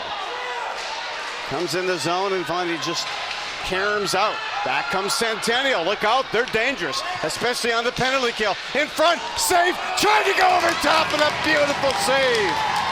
That's the save of the game for Burgoyne, and she went side to side, saw that one, got just enough of the padding on that one, and then saved it and put the freeze on it. That one is another huge save for Burgoyne. This is easily the best I've ever seen her play. Looked like she was making biscuits when she made that nice waffle pad change, flipped that biscuit, and then made the save on the puck to freeze it. Let's see if Champlin Park can get something going with 40 seconds left in this power play. 10 minutes remaining in this third period. Knotted up at 3 apiece. Brought back in offside, whistle with 29 seconds left. It's all you could ask for, a competitive, intense game here. Absolutely, it's a definitely a tough game. You can see the Champlin Park giving it their all, giving everything they've got to really push Centennial to their limit. I mean, it's not like Centennial's playing a bad game. Just Champlin Park is playing easily the best game, I would guess, that they've played all season. Trapp, she's being shadowed by Centennial. Still with the puck. Still with it, holding on. She's going coast to coast and tries to deliver a pass. Still held in. Champlin Park in front sends it to the crease. No one there to put a stick on it. Therefore, Centennial has it. Here's a chance for Hughes on the breakaway. She moves in. Shot! Pad save and a beauty! One after another saves are beautiful. That was a break-in just off of the penalty kill. Both at full strength. Centennial delivers a pass, but right there was Trapp. If Trapp did not get a stick on that one, standing on the doorstep was Almec to put that one away. So the only reason that Trapp was on there, we'll take a look here at this one. Wide open, and Hughes had her spot lined up. Burgoyne just puts the blocker out there, turns out away. But the whole reason there was a breakaway there, Trapp was breaking to her bench to try and get a change, and then the loose puck, and there was nobody behind her as everybody came in. She had to come back on the ice to try and prevent that one. Chance now as Champlin Park will try to re-energize. Beautiful saves, a series of phenomenal saves by Burgoyne.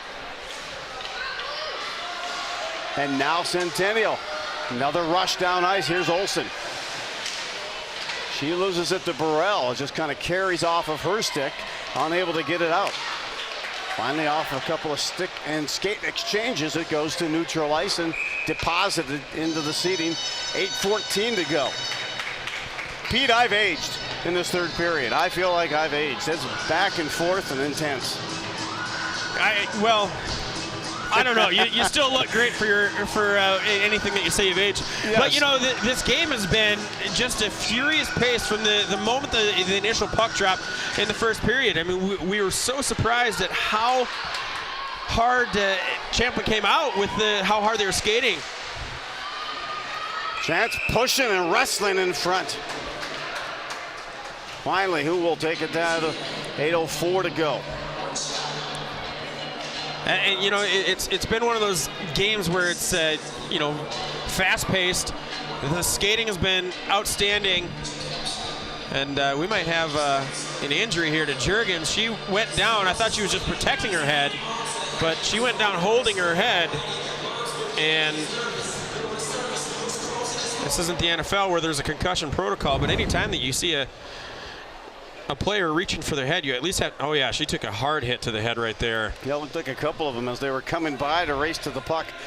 Meanwhile, Elk River had a 3-2 lead. Now they have a 4-2 lead over Andover. That is into the third period. So the backup goaltender here for Centennial is Kristen Peck. She's 8-0.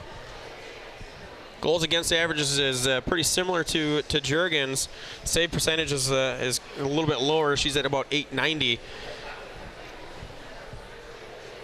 Still checking things out, and this rest could probably benefit Champlin Park. Absolutely, well. you know, they're definitely the team that is, you know, I would say based on the way that the record is and what I've seen of them, they're the team that's kind of playing above their level. And you know, if you're giving it your all and you're going all out, you need those rests, and you want to make sure that you're getting them. And this is definitely help out. This is basically a free timeout for them. And you know, after this face-off, I have to assume Jim Coltis is telling his team right now, hey, whether Juergens stays in the game or not, we got to pepper her with a puck right away. See how sharp she is. See if there's any butterflies up there. There's anything going on. Juergens looks like she's okay. She's got checked out by the training staff. She's going to stay in the game. But yeah, that's it. It looks like it was Amanda Scott got checked in by it was Hughes actually. It was Hughes that checked Amanda Scott into Juergens. Juergens took it on the head and wrapped it kind of around the post there, and fell into her own net. She's okay. She's staying in the game. 8:04 to go. Let's go. Off the face-off, Centennial controls, and the penalty coming up. My goodness. Interference will be the whistle here. Centennial will go to the gate. And you know, I think Centennial actually thought that they were getting it for holding. It was the same situation we had on the other end when Champlin went to the box for tripping on Stoll's penalty, and you know, they're Stoll drawing the penalty, and it's Almich heading to the box. Centennial's definitely giving opportunities to Champlin to stay in this game. Nice shot that time by Trapp, just inside the blue line, hit the chest of Juergens and got a rebound. Champlin Park is really stepping it up here in this third period. They are taking it to the number 2 seed here, Centennial. There's her head, hits the post, loose puck in front. She hauls it in as she's being hit to the ground. Wow, what pressure here, and what a game. You know, you see something like that, and right there, I mean, Juergens, no ill effects from that previous injury scare. She went right after it. She goes. That shot just missed by centimeters. Back of her head hits the post again, and this time she looks to be okay. But Linzer actually was very close for Centennial to taking another penalty. She took Wood to the ice with her stick as she went around her, and I mean, if I'm Jim Coltis, I'm asking for a penalty on that one, because there's been lesser penalties called here tonight. Martinson has, the defender loses her edge, and she gave up the puck behind. There she now circles. In front, trying to bring it in the back door. Not ready there. Trapp has it. Trapp engineers this one. Over to Martinson. Martinson takes a blast, a rebound between the skates of a teammate. They'll set it back up again. That's Wood. Drops it behind the net, now charges the net, trying to jam it in. There's a loose puck. Unfortunately, Centennial has it and they clear. 55 seconds left on the power play. Back is Trapp. Trapp has the first goal of the game for Champlin Park, as was almost pickpocketed off the stick that time of Martin. She rips it along the rebound and get in there first, trying to get there first as Lorenzen, unable to do so. Now out breaks Centennial. Look out, they're dangerous on the penalty kill. Moving in, here's a power shot over top and it deflects. Good power move by Linzer, beautiful save for the Rebels. She and the Rebels netminder has just been in the zone here. Now, penalty coming up here. And a shot taken. Bergonier has just been impressive. And meanwhile, Hughes. And it's Hughes going off, which is a double blow to Centennial. Their best, one of their best players. They're going to count on Linzer here. It's going to be 5-on-3 for 5 seconds.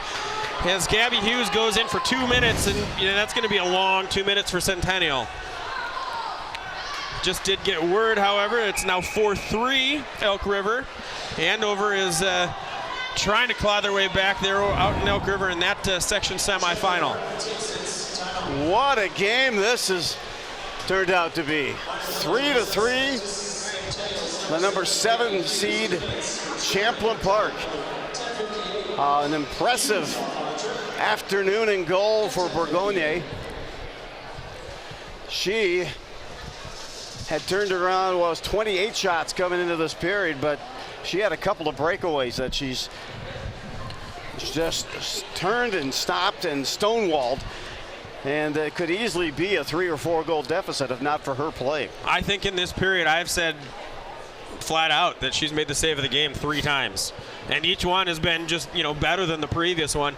The last one being on that 1-on-0 breakaway from Gabby Hughes, leading scorer. I think she's second in the state with goals with 43. I think she was only 1 behind the leader. So with 2 goals tonight, she's probably the leading scorer in the leading goal scorer in the state.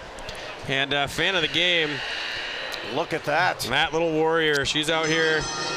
Go Cougars on her end. Trying to get them rolling. Absolutely. We are coming to a critical part of the game. Parents, get those kids, buckle them in.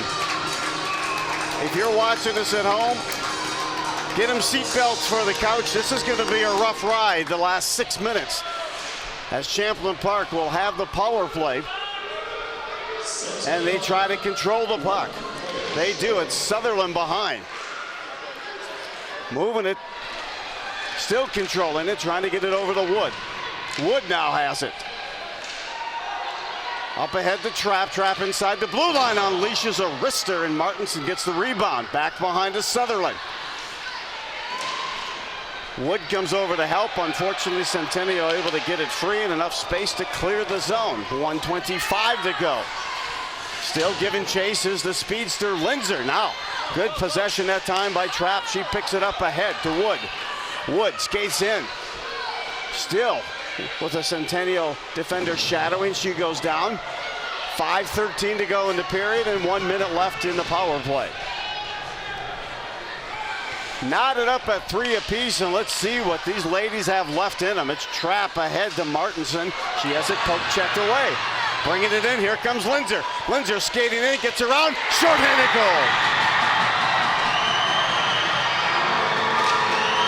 Just same thing as almost as the Gabby Hughes breakaway. Trapp was trying to get off the ice, and a poorly timed turnover for Champlin Park. Martinson gives the puck away in the neutral ice, and Linzer comes in and scores a shorty, and it's the 2 top scorers with 2 goals each. It's a 4-3 game here. Champlin's not done. Don't get me wrong. They've got plenty of fight left, but that's a backbreaker. 52 seconds left on the power play. I will say this. From where we're at, Pete, I could tell Linzer was not going to be denied when she took that puck over. She had that determined look, and she was going to score the second shorthanded goal of the game here for Centennial. Second goal of the game. For Lindsay, I believe. I'll double check. That is correct. She's got 2, and then Gabby Hughes has 2. Icing if they can't get there first, and their whistle, unfortunately, for that icing.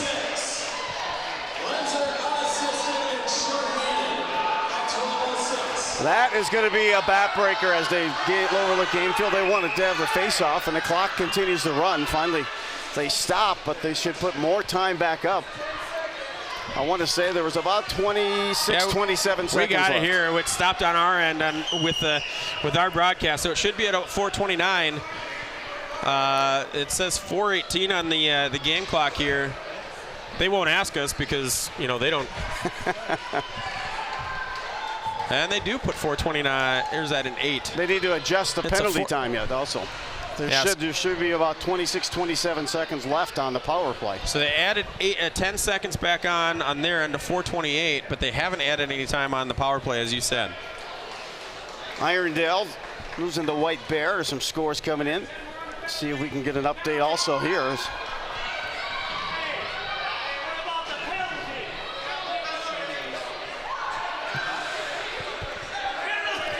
They still haven't adjusted the time on the penalty, and fans are reminding them of that.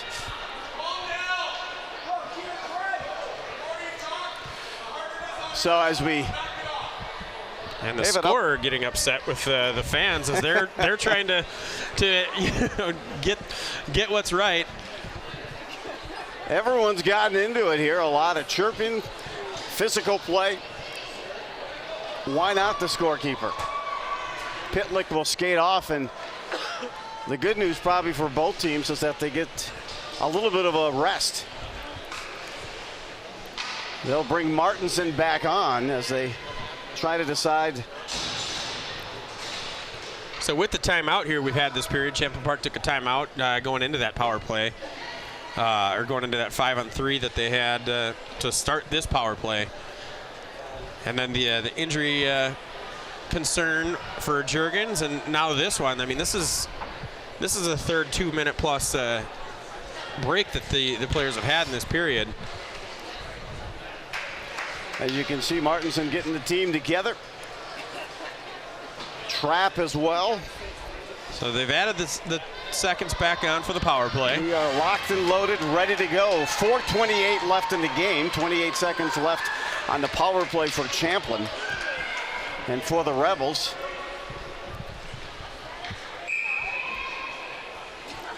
a 4-3 lead for Centennial. Half of those goals have come shorthanded. You know, one thing I've noticed about this, and as we got an offside coming out across, as Almich comes across early. One thing I've noticed about this linesman, when he drops the puck, it's not a drop. He throws that puck down at the ice. And there's been a couple times where it's bounced away from the two centermen without them touching it. Loose puck there. Wood goes down, trying to center, hits traffic as Sutherland turns, fires, Trapp. That's deflected high in the air, and Centennial is back at full strength.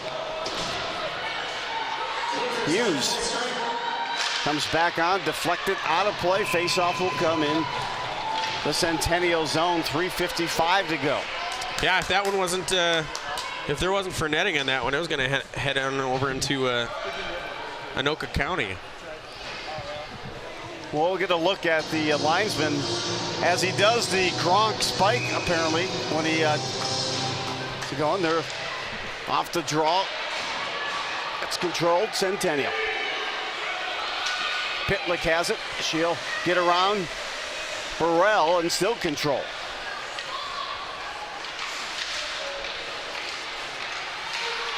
Held in just barely by Centennial.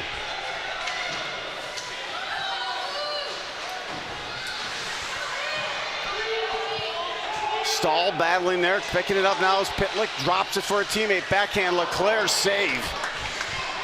Nice save there by Burgoyne. Sneaky shot that time by Leclerc. The backhand's always tough to pick up anyways, and she was coming out of traffic, so Never know where that puck's coming from, but Burgoyne played it well. I think that shot hit the back of Martinson. Race to the puck right now. Lorenzen, but unfortunately, it's Centennial getting there first, up ahead to Leclerc. Not quite in, stepping up, and now sending it along the board is Champlin Park. 2:50 to go.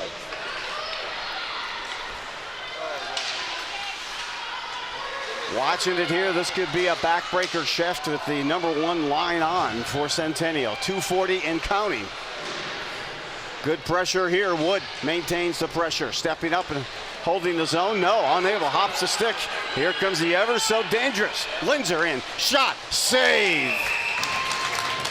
Great positioning by Burgoyne as she saw that one all the way, and then the good help by her defense, forcing Linzer outside.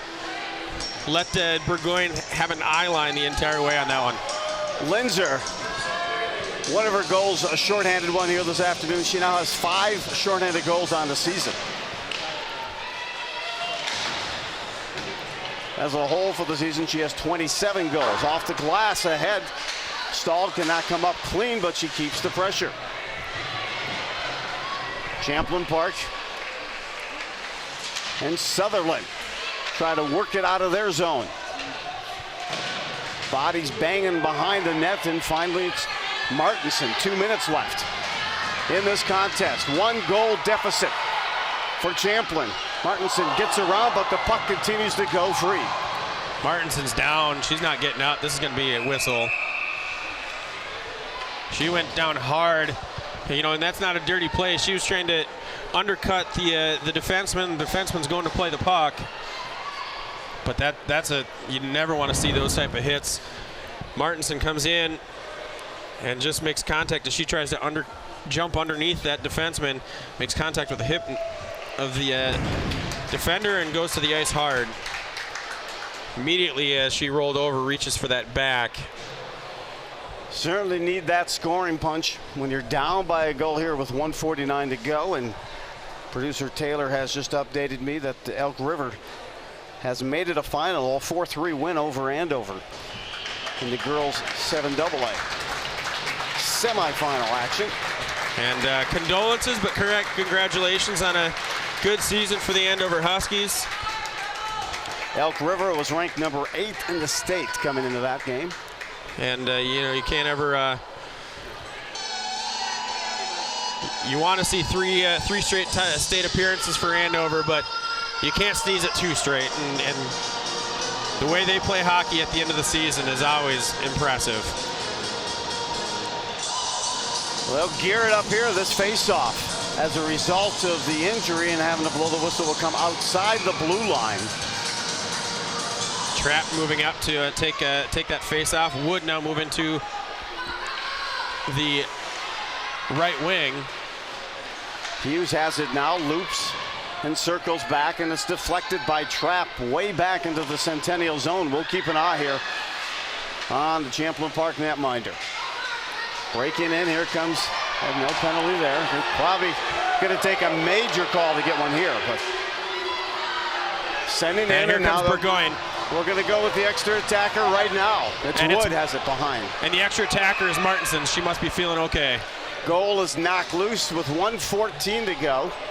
Just as Martinson got back on the ice, the whistle was blown. 4-3. Do not count out this Champlin Park team. They have come back from a couple of 1-goal deficits. And the wind and everything is lined up just right for them to score here. Stars and everything. So, Joe, this game reminds me of the first game I called this year of Champlin Park. They played Spring Lake Park Coon Rapids, and it was a back-and-forth affair just like this one. And it was about 4-3 with about this much time to go. It ended up being a 5-4 win for Spring Lake Park Coon Rapids. Here's the shot, hits traffic. Burrell tried to send that one. Now they'll try to hit the open net. That would be Centennial. Still in control. Now they're losing to that neutral ice. Who's going to get there first? It is Champlin Park. They'll try to backhand it out of the zone. That's a penalty coming up for Centennial. That was Leclerc just plowed over. Pressure still going on. It's still 35 seconds. They'll take a shot. Rebound is there and turned aside. penalty is coming up with 22 seconds. Another tick or two went off the clock. Off to it is 31 seconds on the clock. Now they added it back here. It's 35. Unbelievable play here. And the penalty will go to number 21, and that's her third, Claire Riley. I think it was actually Amber LeClaire. I think they got the wrong skater, but I mean, that was just a bulldoze. Literally ran right over top of her. Here's a chance now in play. Inside the blue line, Burrell. 25 seconds left. Chance there on the one-timer. Trap can't connect. Sends it back out in front. There's a melee in front, and players are down, and so is the whistle. 22 seconds left. Action in front, and Linzer actually just missed another penalty out in front as she took down Burrell as Burrell passed it on. You know, that you have to remind yourself that, you know, sometimes as good as Linzer and Hughes are, they're just sophomores. Some of those disciplinary things that, you know, sometimes you got to ease off the throttle. You don't want that to come back and hurt the team. They want to reset the time, make sure everything is set. 22 seconds left in this quarterfinal matchup. Champlin Park, the number 7 seed, down by a goal, but with the power play against the number 2 seed Centennial.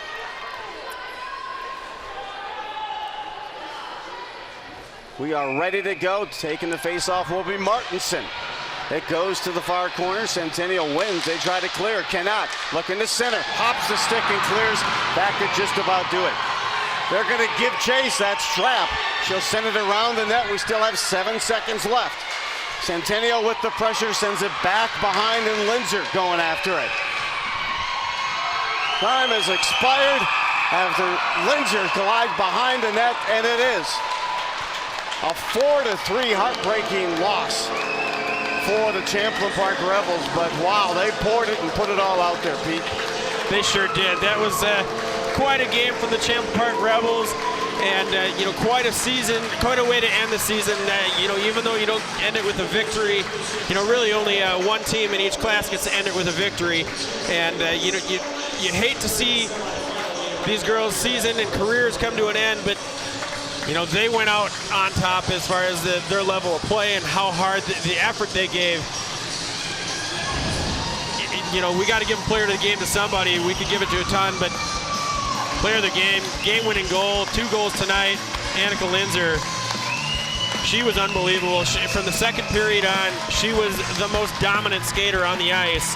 And every time she touched the puck, she was going around people, going past people, and you know, she scored the last 2 goals for Centennial as they go on to a 4-3 win, including the game winner. Also an assist added to that for Linzer, but definitely dominant play by Linzer. Hughes as well, but I got to tell you, full team effort by Centennial, and Jim Coltis has got to be happy with the performance, but you hope that takes him to the offseason and say just a little bit more of a workout, a little bit more push in that offseason.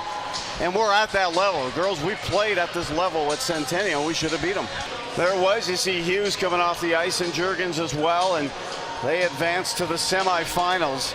And I'll tell you, it is going to be a good rest of the sectional to see who comes out of it here, because Blaine will be competitive. You got Maple Grove.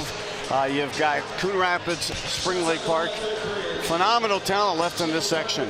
Well, I know, you know, neither Blaine or Rogers is in our viewing area, but you want to stick around and do a game? We've seen 2 great ones so far. Hey, all the cool kids are here, so let's do it. Let's do it. Blaine and Rogers left to go yet tonight.